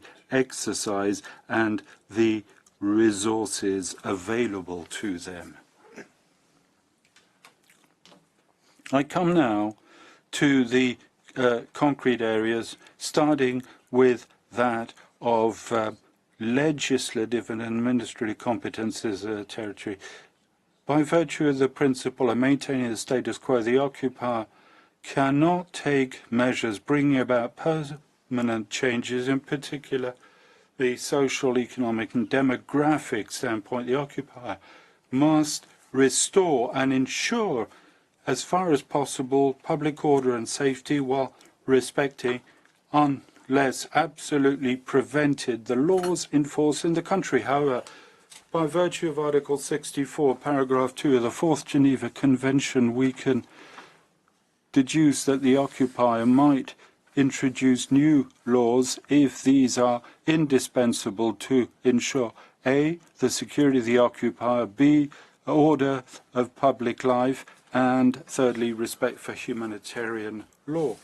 Though human rights are not in the exceptions of maintaining local law, an updated reading of humanitarian law requires that their respect be guaranteed. Thus, in the case of prolonged occupation, the obligation to ensure public order and safety implies that the occupier administers the territory in such a way as to ensure protection and well-being of protected persons, not only respect and protect, but also provide them with a right to a dignified life. This, of course, means that he has to move away from the status quo. Mr. President, members of the court, the adoption of measures such as planning, zoning, contradicts the previously mentioned criteria. This regime contributes to put in place a coercive environment, aggravating the risk of forced transfer.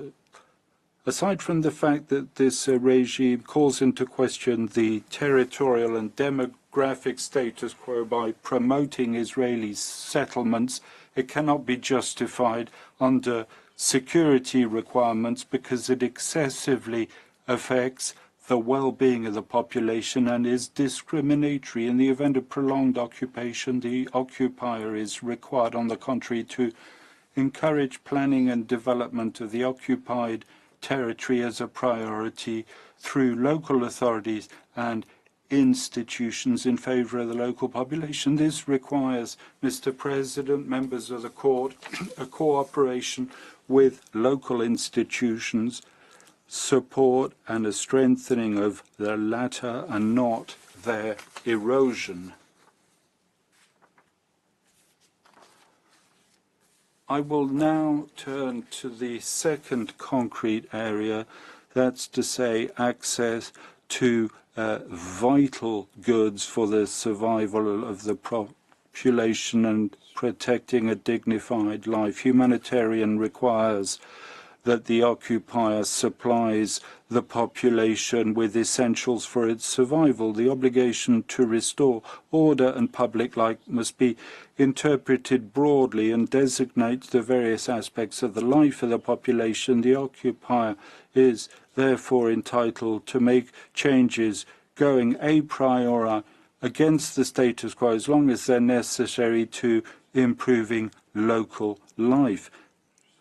As indicated above, the conditions of existence of the population under occupation are also governed by human rights, which notably, in a context of prolonged occupation, support and reinforce humanitarian law. The occupier must immediately ensure minimum enjoyment of economic, social and cultural rights and refrain from adopting measures that would limit their exercise. Next, with the prolongation of occupation, the obligation to a gradual achievement comes into play. It requires the occupier fully assumes the exercise of these rights in time. Furthermore, by virtue of the right to life, the occupier has the obligation to generate conditions of existence in accordance with human dignity for persons living under his jurisdiction. In the face of prolonged occupation, the economic and social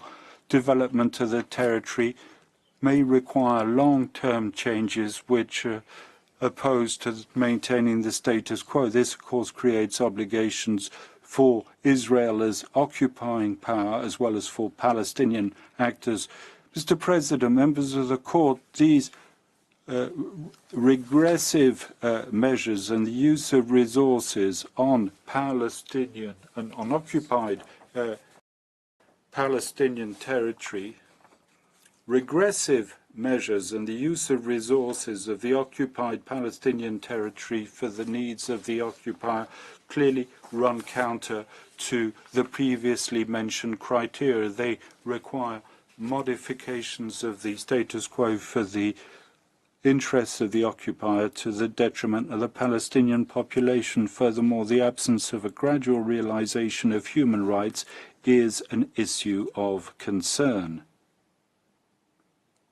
Lastly, third specific area illustrated in the context of prolonged occupation, the tension between the right of the occupier to guarantee his security, the obligation to ensure the well-being of the population by using the example of the use of force in operations to maintain order. Under Article 43 of the Hague regulations, the occupier may use force to restore and ensure, as far as possible, public order and safety. However, such a use of force should not be a matter for the conduct of hostilities. Article 43 is but a referral to rules of maintaining order that form part of human rights and the right to life. Maintaining order rests on three principles: necessity, proportionality, and precaution. By way of the principle of necessity, the use of lethal force can only be used in last resort and must pursue an objective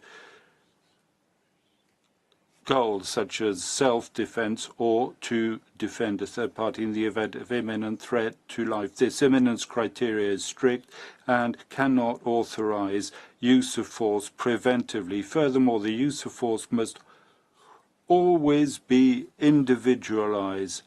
A crowd of demonstrators cannot be considered as such as a threat to life. Furthermore, a differentiated use of force must be used if possible. This requires supplying appropriate equipment and weapons for maintaining order, including water cannons, batons, and rubber bullets. By virtue of the principle of proportionality, the degree of force used must be strictly proportionate to the gravity of the offence and the legitimate goal to be reached. Incidental losses are generally not tolerated, and the life of persons who disrupt order must be taken into consideration when weighing up the interest. By virtue of the precautionary principle, law and order operations must be planned with the goal of avoiding the use of lethal force. All this is removed from a logic specific to the conduct of hostility. In the context of occupation that is prolonged, maintenance of order is applied by default. Hybrid situations of civilian and hostile violence must be far rarer than the context of a nascent occupation. Weapons and equipment made available to occupying or security forces must be similar to those which are used by states in peacetime. The use of combat weapons and the use of snipers is even more inappropriate during long-term occupation. The militarization of maintaining order operations must be avoided ex ante when a legitimate legislative and administrative framework must be put in place to regulate the use of force, and the training of Israeli forces must be consistent with international maintenance of order.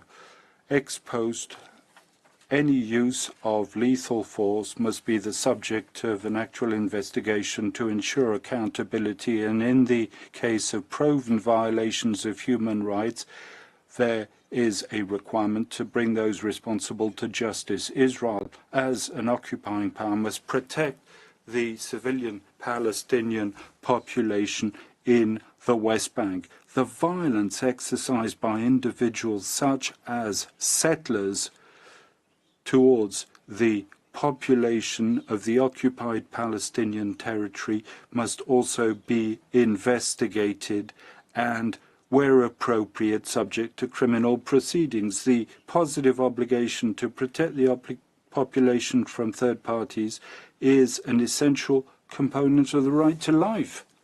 In conclusion, prolonged occupation may a priori give rise to tensions between maintaining the status quo, security of the occupier, and the well-being of the population. These tensions are resolved by humanitarian law supplemented by human rights law. The longer the occupation, the more respect and guarantee of human rights are important. The joint application of these two legal regimes strengthens the protection of populations living under occupation and may impose specific measures that run counter to the obligation to maintain the status quo. Thus, the development of the territory requires the adoption of positive measures in favor of the population of the occupied territory. Similarly, the well-being of the population requires transformations aimed at improving its conditions of life. Lastly, in the presence of a prolonged occupation, the use of force is presumed to form part of law and order. All parties must prevent violence and the resurgence of hostility in order to guarantee a life as dignified and as normal as possible to the population. In this spirit, Israel and Palestine must cooperate and support one another mutually and not weaken one another or erode the authority of the other party. Mr. President, members of the court, this brings to an end the written submission of Switzerland. Thank you for your attention. Je remercie la délégation de la Suisse pour son I'd like to thank Switzerland for their exposé. Public to address the court and call His Excellency Mr. Ammar Al-Hassan to the podium.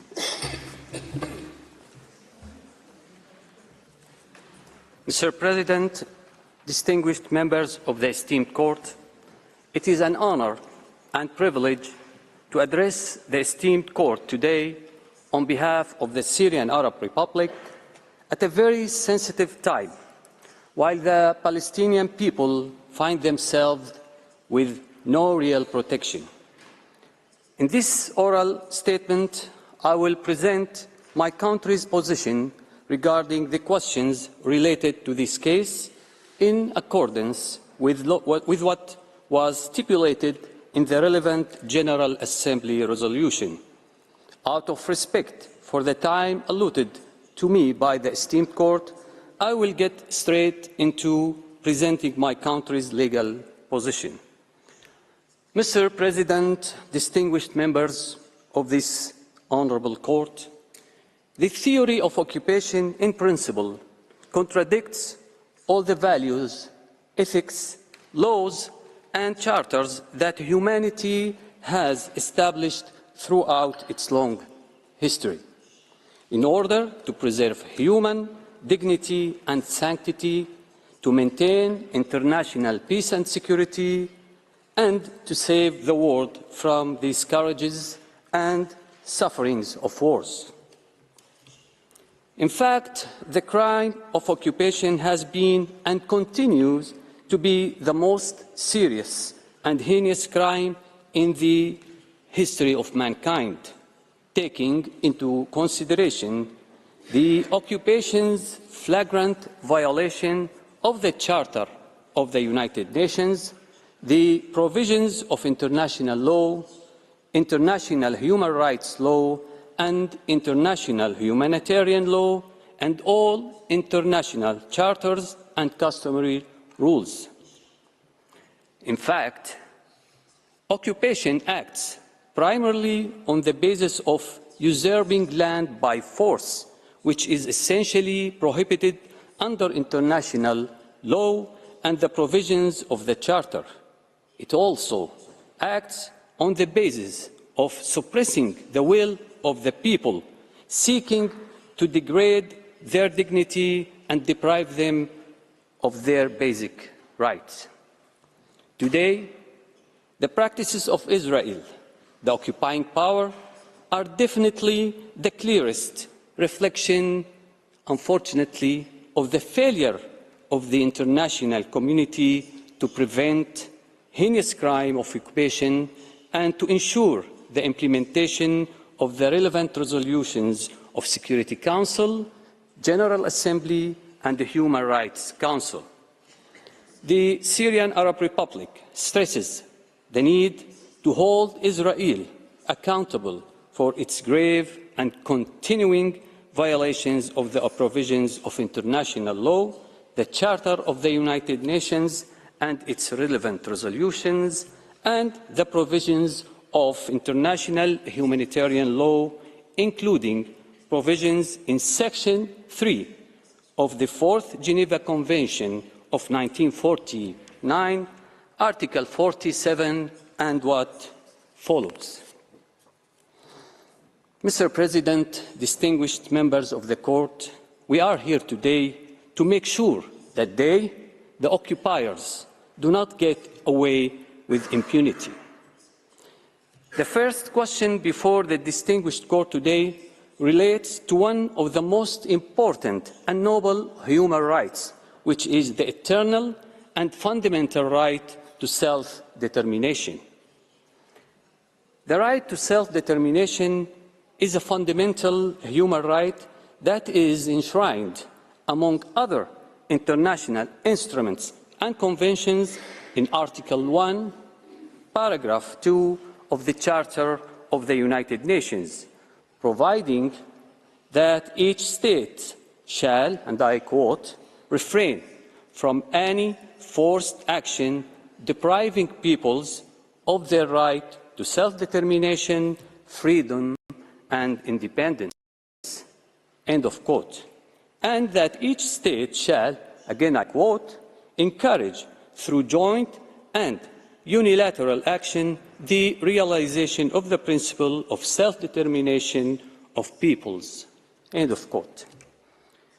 This right is also reiterated and affirmed in common Article 1 between the Covenant on Economic, Social and Cultural Rights and the International Covenant on Civil and Political Rights, which obliges states that are parties to these covenants to promote the realization and respect of this right in accordance with the provisions of the Charter of the United Nations. Israel violates this right through, for example, the establishment and continued expansion of illegal settlements in the occupied Palestinian territories, including Jerusalem. We note, in particular, the discriminatory Israeli legislation of 2018, or what's so-called the Basic Law, Israel as the nation-state of Jewish people, which recognizes the right to self-determination exclusively for the Jewish people, denying the right of the Palestinian people to self-determination on their land and in their homeland. I shall now turn to talk about the legal consequences. Israel must be held accountable for its violations of international law and United Nations resolutions. Israel must put an immediate end to the violation of its international obligations by halting all actions and measures that prevent and/or impede the exercise of the Palestinian people's right to self-determination, including putting an immediate end of the occupation in all its forms. For third states, since the right to self-determination is an erga omnes argument and obligation on all subjects of international law, all states must respect must respect it and seek to achieve it. It is also the responsibility of all states, consistent with the respect for the United Nations Charter and international law, to immediately put an end to the obstruction of the Palestinian people's exercise of their right to self-determination. The United Nations, in particular the General Assembly and the Security Council, should consider the additional procedures and binding international legitimacy tools stipulated in the Charter that are required to put an immediate end to any obstruction preventing the Palestinian people from obtaining their right to self-determination, and to take the necessary measures in order to ensure the implementation of its relevant resolutions without any further delay.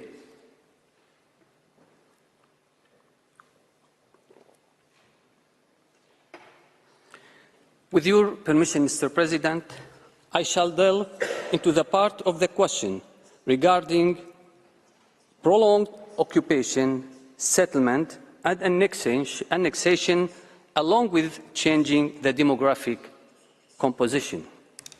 The illegal Israeli settlements and the system associated with them are based actually on a dual process. On one hand, the forced displacement of Palestinians and the confiscation of their lands, and on the other hand, the transfer of Israeli settlers and the construction and expansion of settlements on confiscated lands. International humanitarian law prohibits the forced displacement of the occupied people and the transfer of citizens of the occupying power to the occupied territories, as confirmed by Article 49 of the Fourth Geneva Convention, that provides for the protection of civilians in the time of war. Thus, forced displacement and transfer of citizens by the occupying power constitute grave violations under Article 147 of the aforementioned Convention.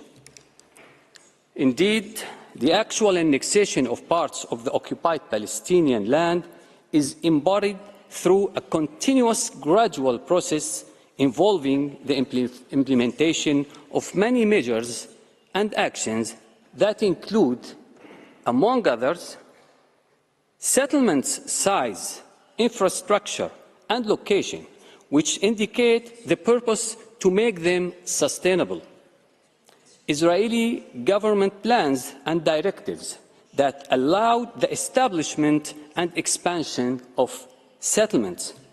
The legislation that enacted a dual legal system in the occupied territories in favor of the settlers at the expense of the occupied people, including the Basic Law of 2018, aka Israel as the nation state of the Jewish people. Another example, public statements of Israeli officials demonstrate to the fact that the settlement and the system associated with them constitute a deliberate policy of obtaining a permanent presence for the annexation of the territories, and confirm that the actual annexation had already taken place. The guidelines and coalition agreements of the new Israeli occupation authorities, sworn in on the 29th of December 2022, in which they explicitly declare that the Jewish people have an exclusive and indisputable right to all areas of Israel, and undertake to strengthen and develop settlements throughout what they called the land of Israel, in the Galilee, the Negev, the West Bank, and in the occupied Syrian Golan, despite the confirmation by the United Nations Security Council Resolution 497 of 1981 that provides, and I quote, "The Israeli decision to impose its laws, jurisdiction, and administration in the occupied Syrian Golan Heights is null and void and without international legal effect." End of quote. Mr. President, distinguished members of the Court, in 1980, the Israeli Knesset adopted the Basic Law on Jerusalem, which states that Jerusalem, whole and united, is the capital of Israel, effectively annexing the city in flagrant violation of international law and of the city's own international status. In response, the United Nations Security Council adopted Resolution number 478, which declared that, again I quote, "All legislative and administrative measures and actions taken by Israel, the occupying power, which have altered or purport to alter the character and status of the holy city of Jerusalem, and in particular the recent Basic Law on Jerusalem, are null and void and must be rescinded forthwith." Mr. President, since then, the Israeli occupation authorities have worked to consolidate further annexation instead of reversing it. I shall now talk about the legal consequences. Israel is obliged to immediately stop all its violations of its legal obligations in Jerusalem and all other occupied Palestinian territories. The cessation of such violations entails, inter alia, the dismantling of illegal structures, including settlements and the apartheid wall, the cancellation or the activation of all legislative and regulatory acts adopted by Israel with the aim of building illegal settlements and normalizing said system. Also, Israel is obliged to make reparation for the damage caused to individuals concerned through restitution and compensation. Regarding the legal consequences for third states, the United Nations General Assembly, in its resolution 77/25, called on all states, inter alia, first, not to recognize any alterations to the pre-1967 borders and to ensure that agreements with Israel do not imply recognition of Israeli sovereignty over the territories occupied by Israel in 1967. Second, not to provide aid or assistance to illegal settlement activities, specifically with settlements in the occupied Arab territories of Palestine and the Golan, in line with Security Council Resolution 465 of 1980.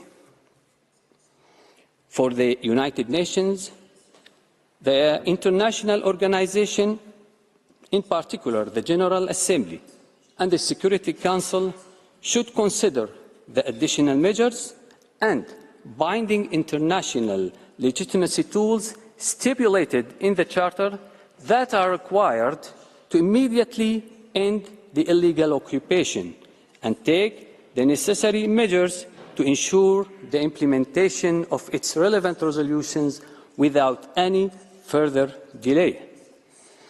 Your Honours, just as a reminder, today we are talking about a huge record of UN resolutions that Israel keeps violating.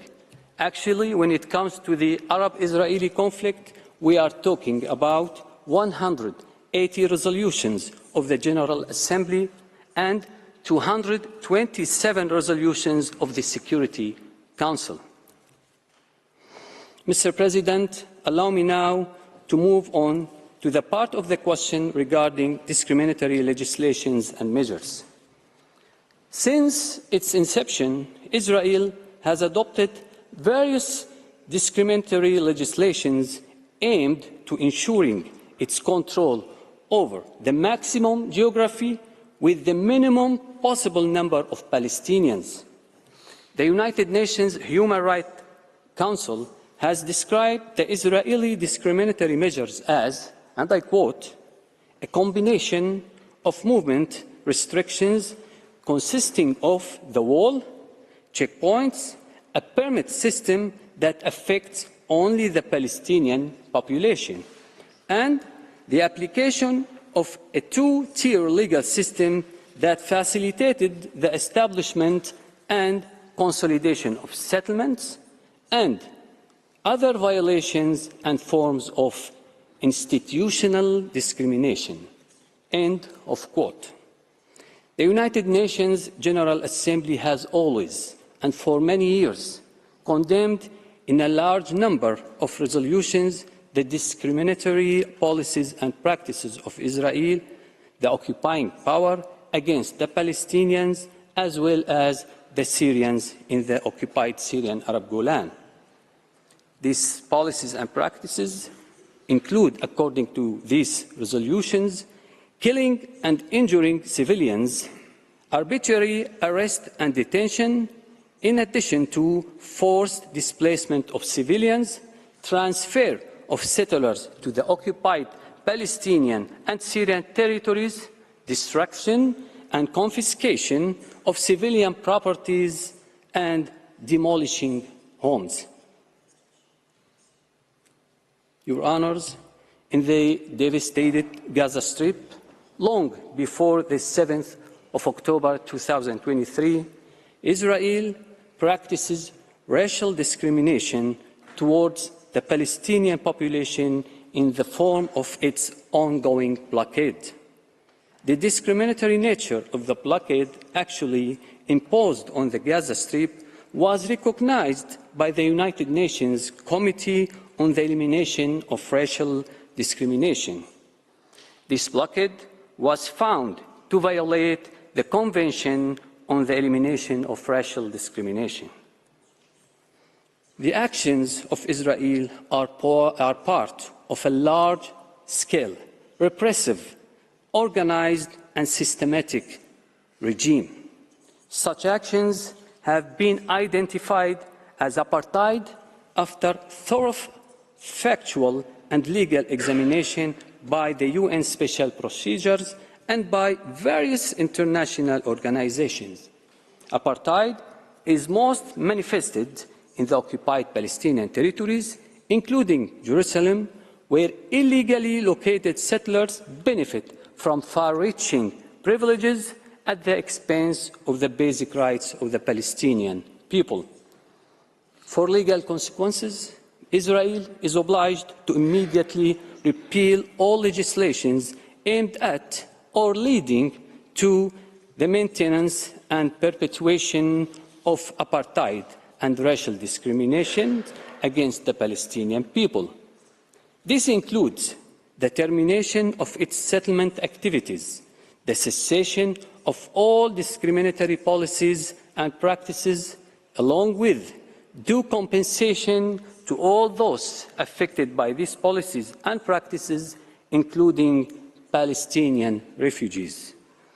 For third states, they must not recognize this illegal situation and must not provide any help or assistance in any way that may sustain and maintain this situation. For the United Nations, especially the General Assembly and the Security Council, the international organization should consider the additional measures required to end the apartheid system established by Israel and should take the necessary measures to ensure the implementation of its relevant resolutions without further delay. After this review, allow me, Mr. President, to present my country's legal position on the second question presented before the distinguished court in accordance with the relevant General Assembly resolution. It's about illegal status of occupation. The acts and practices of occupying powers are strictly regulated by international law and international humanitarian law. Article 49, paragraph 6 of the Fourth Geneva Convention stipulates that, and I quote, "The occupying power shall not deport or transfer parts of its civilian population to the territories it occupies." End of quote. While the occupying power is obliged under international law to administer the territory for the benefit of the people under its occupation, Israel administers the territory only for the benefit of its settlers, and even to ensure the sustainability of the illegal occupation of others' land. While annexations or claims of sovereignty over territories under the interim administrative authorities of the occupying power are strictly prohibited, Israel has sought to exercise fait accompli sovereignty over Jerusalem and the occupied Arab territories. Mr. President, members, distinguished members of this honourable court, we believe in the first place that the Israeli occupation in and of itself should be considered absolutely illegal, and that we should not be satisfied with only and merely describing its practices and policies. Allow me now to move to the legal consequences. The legal consequences constitute Israeli commitment to an immediate and unconditional end to its occupation of the Arab territories in Palestine and the rest of the occupied Arab territories, including the Syrian Arab Golan, in addition to providing compensation to all those affected. For third states, it is imperative to commit to support all efforts exerted to end the illegal occupation without delay, and to refrain from any actions that contribute to maintaining the illegal situation. For the United Nations, in particular the General Assembly and the Security Council, it should consider the additional measures and binding international legitimacy tools stipulated in the Charter that are required to ensure the implementation of the relevant resolutions without any further delay, including the immediate and unconditional end to the Israeli occupation of the occupied Arab territories in Palestine and the Syrian Golan. The Honourable Judges, the Syrian Arab Republic affirms the principle that states shall not obtain legal rights from unilateral acts that do not comply with international law. Syria also re-emphasizes the temporary nature of the occupation, and that even if it is a fait accompli, this does not and will not give the occupying power the right to acquire sovereignty over the occupied territories, no matter how long this brutal occupation lasts. Syria reiterates that the stability of the Middle East and the credibility of the United Nations system, including the esteemed court, require taking measures to ensure the implementation of all relevant international resolutions to end the Israeli occupation of all occupied Arab territories in accordance with the relevant United Nations resolutions. Mr. President, esteemed members of the court today, in this case, does not create new rights, but rather reveals rights that are violated by Israel every day since 1948. Israel is not only committing the horrendous act that we have just mentioned, but we are currently witnessing Israel committing genocide in the occupied Gaza Strip, attacking Syria, attacking Lebanon, and committing war crimes and crimes against humanity. In fact, one of the reasons for Israel's consideration of itself as being above the law is that it has been carrying out illegal occupation and committing crimes for 75 years without facing accountability or any sort of consequences.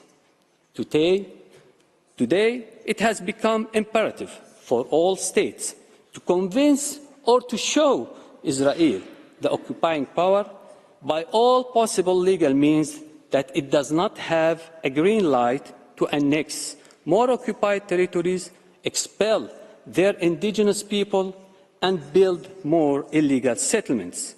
Most importantly, convincing and showing Israel that there will be no peace, no security or stability for all and equal without ending the occupation and establishing a viable and sustainable Palestinian state that possesses full competence and authorities like all member states of international community.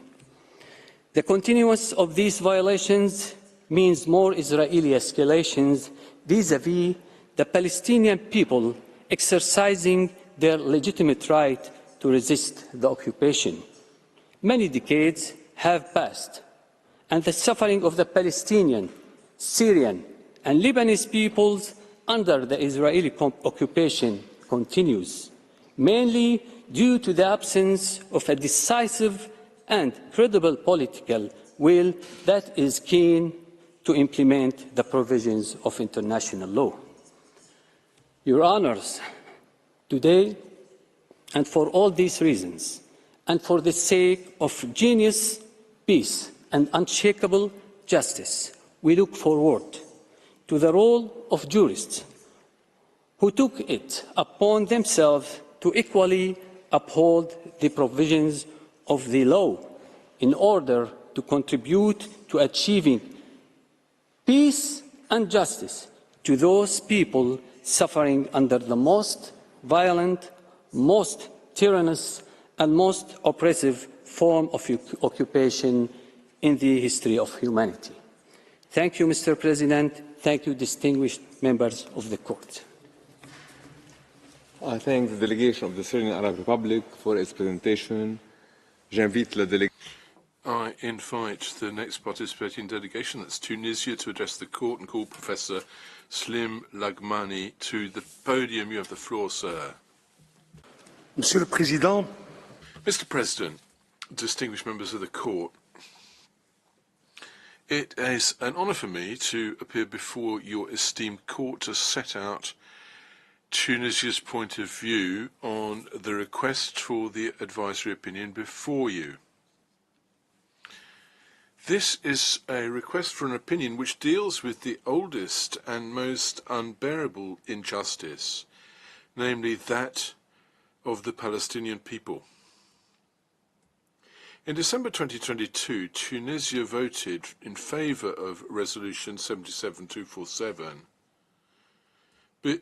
because it was then and remains now convinced that an impartial and lucid legal opinion given in response to the questions posed by the General Assembly is necessary not only for the General Assembly and the United Nations, but even more so for the international community as a whole. Regarding questions relative to the jurisdiction and discretion, we are of the opinion that those arguments which led the Court in its advisory opinion on the legal consequences of the building of a wall in occupied Palestinian territory to conclude, I quote you, not only has the Court jurisdiction to give an opinion on the question posed to it by the General Assembly, but there is no compelling reason for the Court to use its discretion to not do so. End of quotation. We are of the opinion that these arguments are valid for the instant request for opinion. There is, however, a specific argument in favour of the eminently legal character of the questions put in the instant request, and they're worthy of development. The reference by the General Assembly successively to occupation, to colonisation, annexation, shows that It is the law which is at the centre of the questions asked. Indeed, given the policies and practices of Israel in the OPT, we need to respond to the next question. Can we still speak only of an occupation, understood as placing a territory under the authority of an enemy army? Don't you think that really today this is a euphemism? Hasn't Israel gone far further than just merely annexing de jure or de facto the Palestinian territories by adopting laws and measures, discriminatory laws and measures, besieging Gaza since 2007 and conducting since 7 October 2023 a war of annihilation? Going further, in what legal category can Israel's illegal presence in Palestinian territory be placed?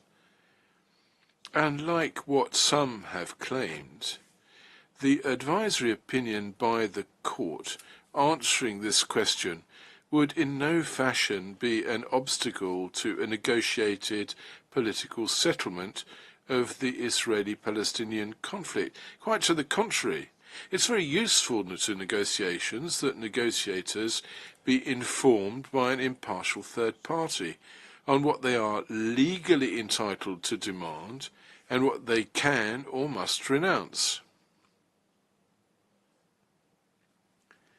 But perhaps first we should look at what violations are in issue, and then we'll see subsequently what their legal consequences are.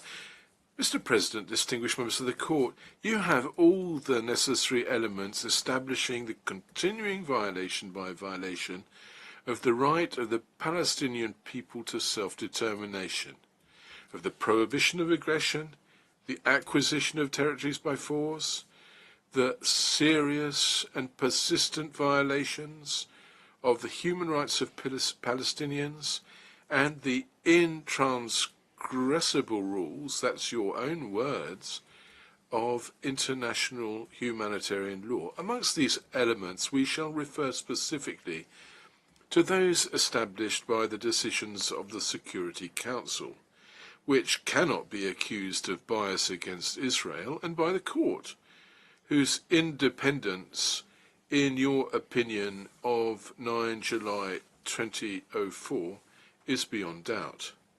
Those principles and rules breached figure in the non-existent list of peremptory norms of general international law annexed by the International Law Commission to their draft conclusions relative to the determination and legal consequences of Just Kogan's norms.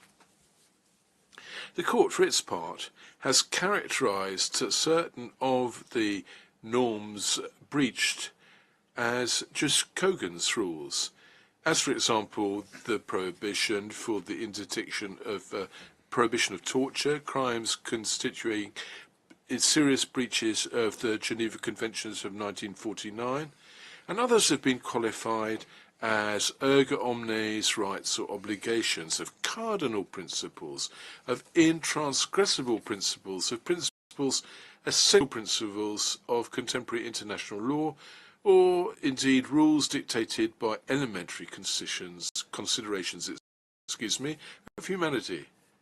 Now, in the time frame that we have for this oral presentation, we can't look at all of these violations. It will suffice to show that the occupation of Palestinian territories, considered as a whole and in terms of duration, has as a final aim the negation of the Palestinian people's right to self-determination and the acquisition of its territory by force, and to attain this end, Israel has not hesitated to choose the most heinous of all means, namely the genocide of the Palestinian people. Let's look at the negation of the right of the Palestinian people to self-determination. At the end of the First World War, Palestine was placed under British Mandate A. Under Article 22, Paragraph 4 of the Covenant of the Legal Nations, This mandate concerned, I quote, certain communities formerly belonging to the Ottoman Empire, which was the case of Palestine. These communities, as the article continues, have attained a level of development such that their existence as independent nations may be provisionally recognized. The League of Nations considered thus that Palestine was a nation, and that the mandate, when it expired, should have led to the definitive independence of Palestine, and this over the entire territory under the mandate. Now, throughout the mandate, the UK implemented the Balfour Declaration, part of the British mandate over Palestine. The declaration provided not for the creation of a Jewish state, but, I quote, for the establishment in Palestine of a national home for the Jews.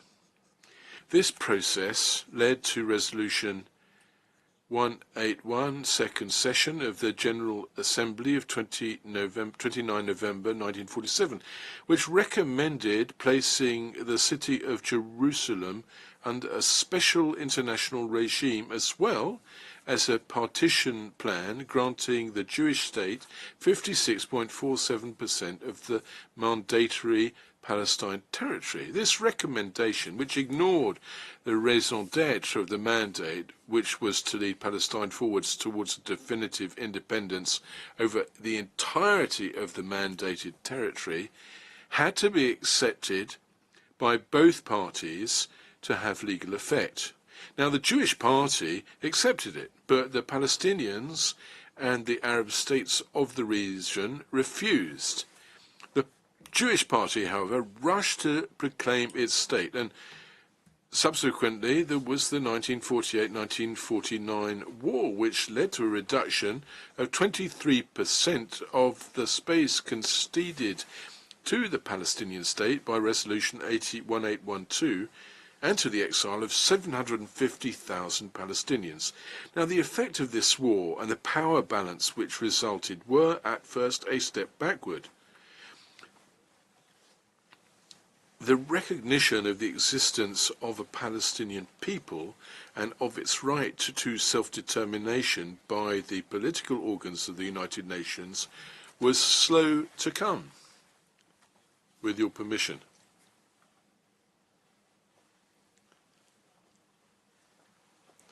To start with, the Palestinians were considered as refugees, and we had to wait until 10 December 1969 for the General Assembly to recognise the inalienable rights of the people of Palestine. On 30 November 1970, the General Assembly will condemn governments, I quote, which refuse the right of self-determination to peoples to whom this right has been recognised, inter alia, the peoples of South Africa and of Palestine, and they will recognise the legitimacy of the struggle undertaken by those peoples subject to a foreign and colonial domination by all means at their disposal, and to obtain their recognised right to self-determination. End of quotation. The solemn recognition of the Palestinian people will come on 22 November 1974, where the General Assembly will assert the inalienable rights of the Palestinian people in Palestine, including A, the right to self-determination without external interference, and B, the right to independence and to sovereignty.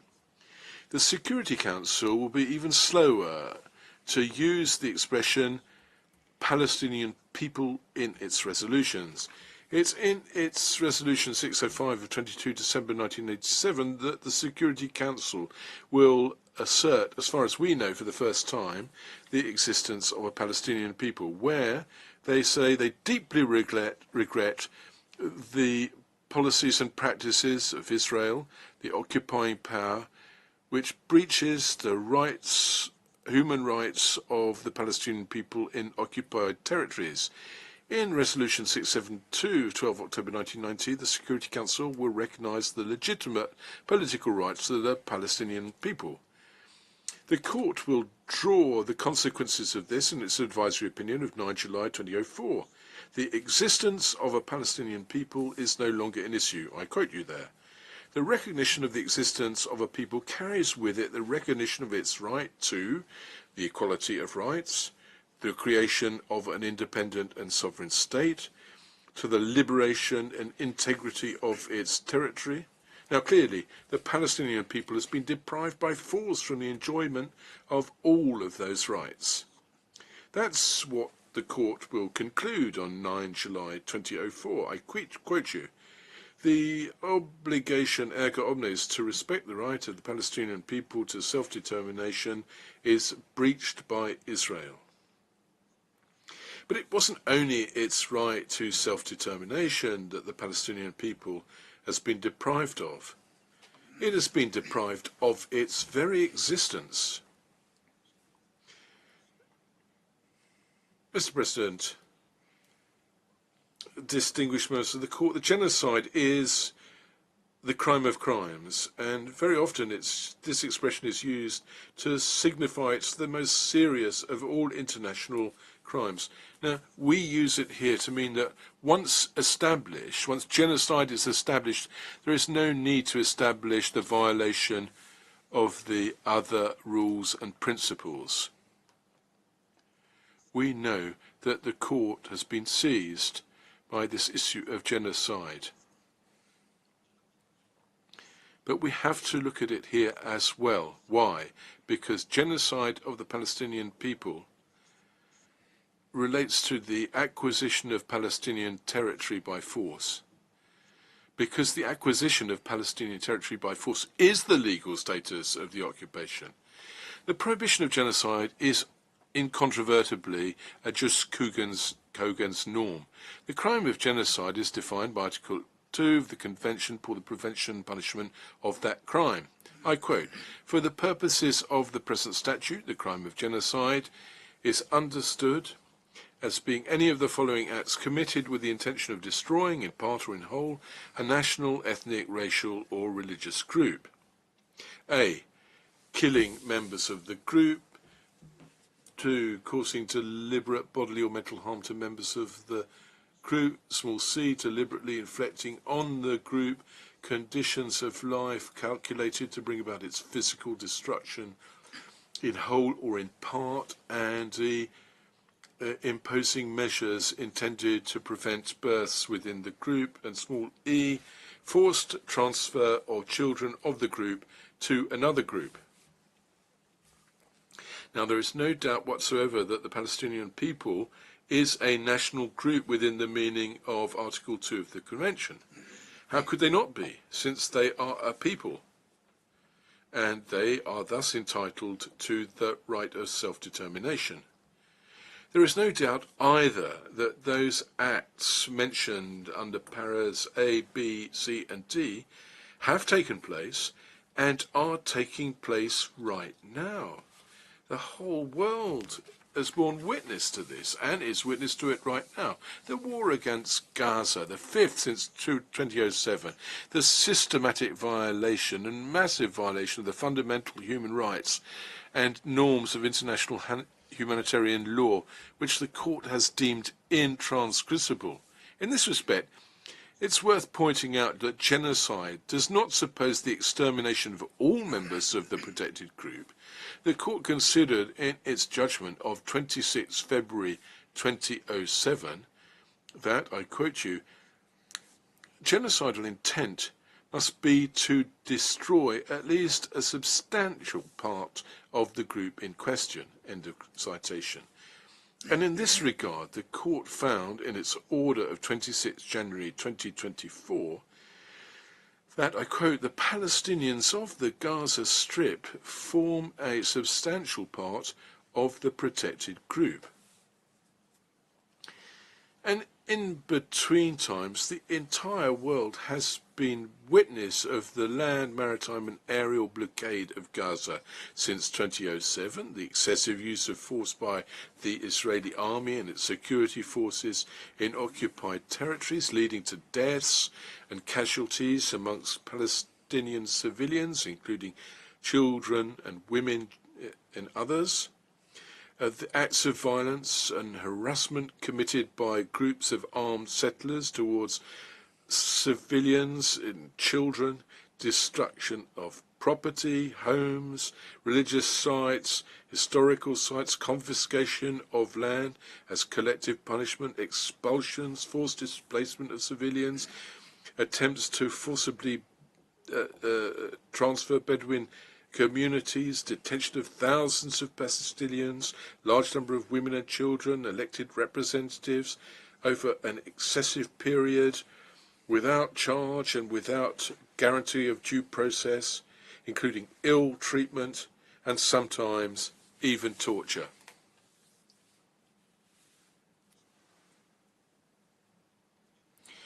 There have been closing of certain areas, the placing of hundreds of obstacles to traffic, checkpoints, permit regimes impeding the freedom of movement of people and goods, inter alia medical and humanitarian, which is really important. But it's not enough just to establish this substantive element to prove genocide. The specificity of the crime of genocide resides in intent.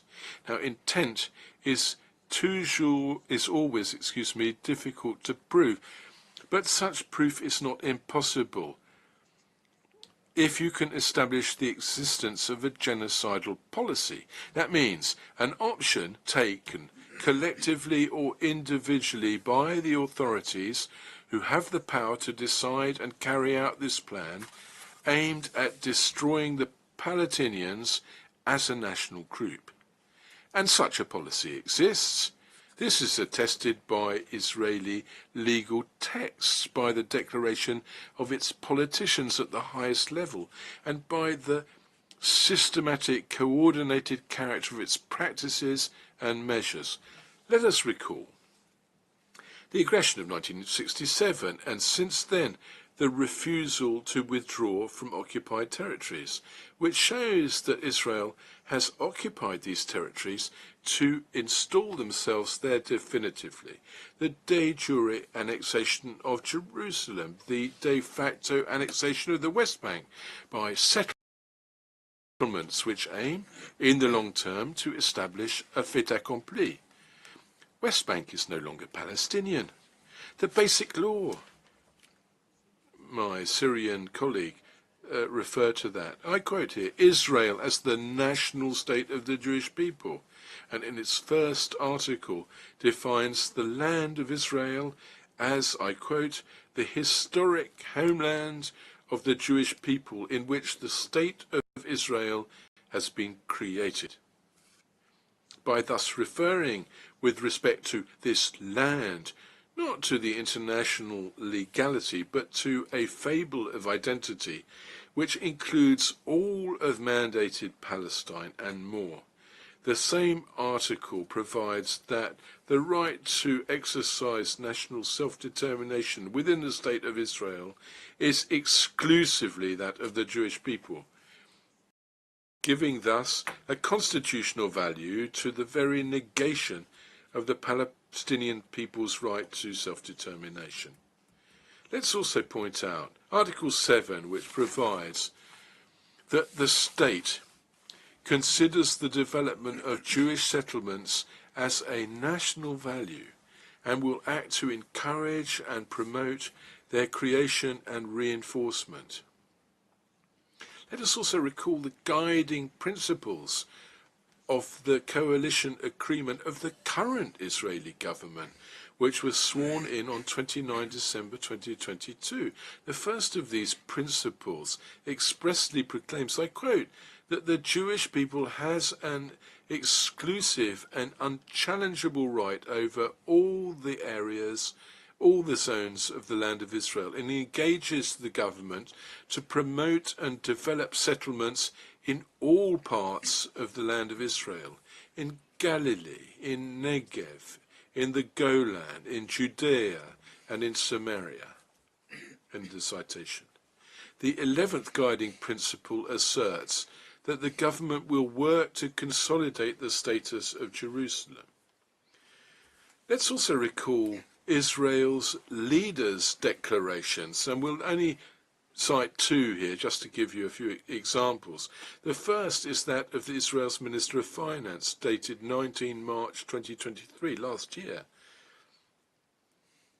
There are no Palestinians because there is not a Palestinian people. End of quotation.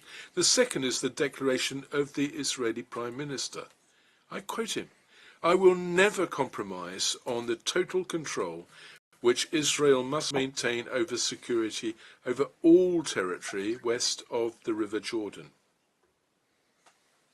All territory west of the River Jordan. End of citation. It is clear from these texts and declarations that Israel considers that all the territory of mandatory Palestine is its own, and that there is no Palestinian people.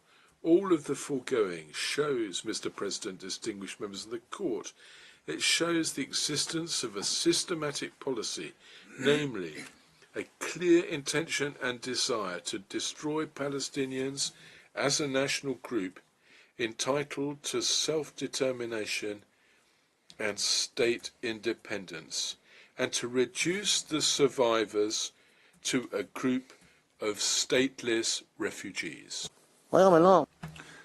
Let's turn now to the legal consequences that stem from these violations. They may be classified into two categories: the particular consequence of the serious violations of peremptory norms of general international law on the one hand, and the specific consequences of the violation of the prohibition of genocide on the other. The International Law Commission has ascribed specific consequences to the serious violations of Joost Kogen's norms and has defined what it understood by serious violation is grave. A violation if it denotes on the part of the responsible state a flagrant or systematic breach to the execution of this obligation, end of quote. The violation of Joost Kogen's norms committed by Israel are both flagrant and systematic. Flagrant is used to refer to what is obvious for all to see. Is it not obvious to the eyes of all that Israel occupies the Palestinian territories, that it colonizes this territory, that is annexed Jerusalem, that in the war of aggression that it conducts against Gaza, it ignores and lays claim to the disregard it shows for principles of distinction and proportionality. It has deliberately targeted sites and protected persons. Systematic is used to refer to what is done with method and without failure, of what proceeds from a predetermined order beforehand, and what is deliberate. Is it not apparent from the policies and practices of Israel that there is a predetermined order, a plan hatched whose ultimate goal is to destroy the Palestinians as a people, to reduce them to dust as individuals, and that Israel has never ceased working to fulfill it? The results of the grave violations of peremptory norms of general international law, the following consequences: the responsible state cannot rely on circumstances excluding responsibility. Israel cannot assert neither self-defense, nor force majeure, nor distress, nor a state of necessity to exclude its responsibility, nor is it entitled to turn to countermeasures. As regards the other states, Joost Kogen's norms create erga omnes obligations, in respect of which all states have a legal interest. In particular, all states have a duty to cooperate to end, through lawful means, violations committed by Israel. All states have the duty to recognize as unlawful the situations created by the OPT and to refrain from all acts that might constitute aid or assistance in this regard. All states, and not just the aggrieved states, are entitled to invoke the responsibility of Israel. They can demand that Israel ceases these violations and assurances and guarantees of non-repetition, as well as discharging the obligation of reparation. The violation of the prohibition of genocide carries all the specific consequences of the violations of the Jos Kogan's norms. It also carries specific consequences provided for by the Convention for the Prevention and Punishment of the Crime of Genocide, and the Rome Statute of the ICC for all states that are parties to it. These specific consequences are as follows. Firstly, establishment of universal jurisdiction in this regard. State parties must notably provide for effective criminal sanctions aimed at persons guilty of genocide or any of the other acts incriminated by Article 3 of the 1948 Convention. Next, the right for any party to the 1948 Convention to seize the competent organs of the United Nations organization so that they take the appropriate measures for the prevention and punishment of acts of genocide. Thirdly, the right for any party to the 1948 Convention to seize the court through a unilateral request of any dispute pertaining to the responsibility of Israel in respect of genocide or any one of the other acts set out in Article 3, and that's what the state of South Africa did. Fourthly, the right for any state party or for any state that has accepted the jurisdiction of the ICC in accordance with Article 12, Paragraph 3 of the Rome Statute to seize the court if it has serious reasons to believe that a crime of genocide has been committed in its territory. That's what the state of Palestine did. Lastly, the right for any state party to the Rome Statute to defer to the prosecutor of the ICC the situation in Palestine and to ask him to investigate the situation. And that's what, on 17 November 2023, 5 state parties did: South Africa, Bangladesh, Bolivia, Comoros, and Djibouti. We'll conclude our intervention by setting out the legal consequences that flow for the United Nations Organization of the legal status of occupation as we have determined it. In this regard, we can but paraphrase the consequences highlighted by your court in its opinion 2004. The Organization of the UN, specifically the GA and the UNSC, must examine what further measures might be taken to end the OPT and the serious and persistent violations of general peremptory law that are committed there. Mr. President, members of the court, I thank you for your attention.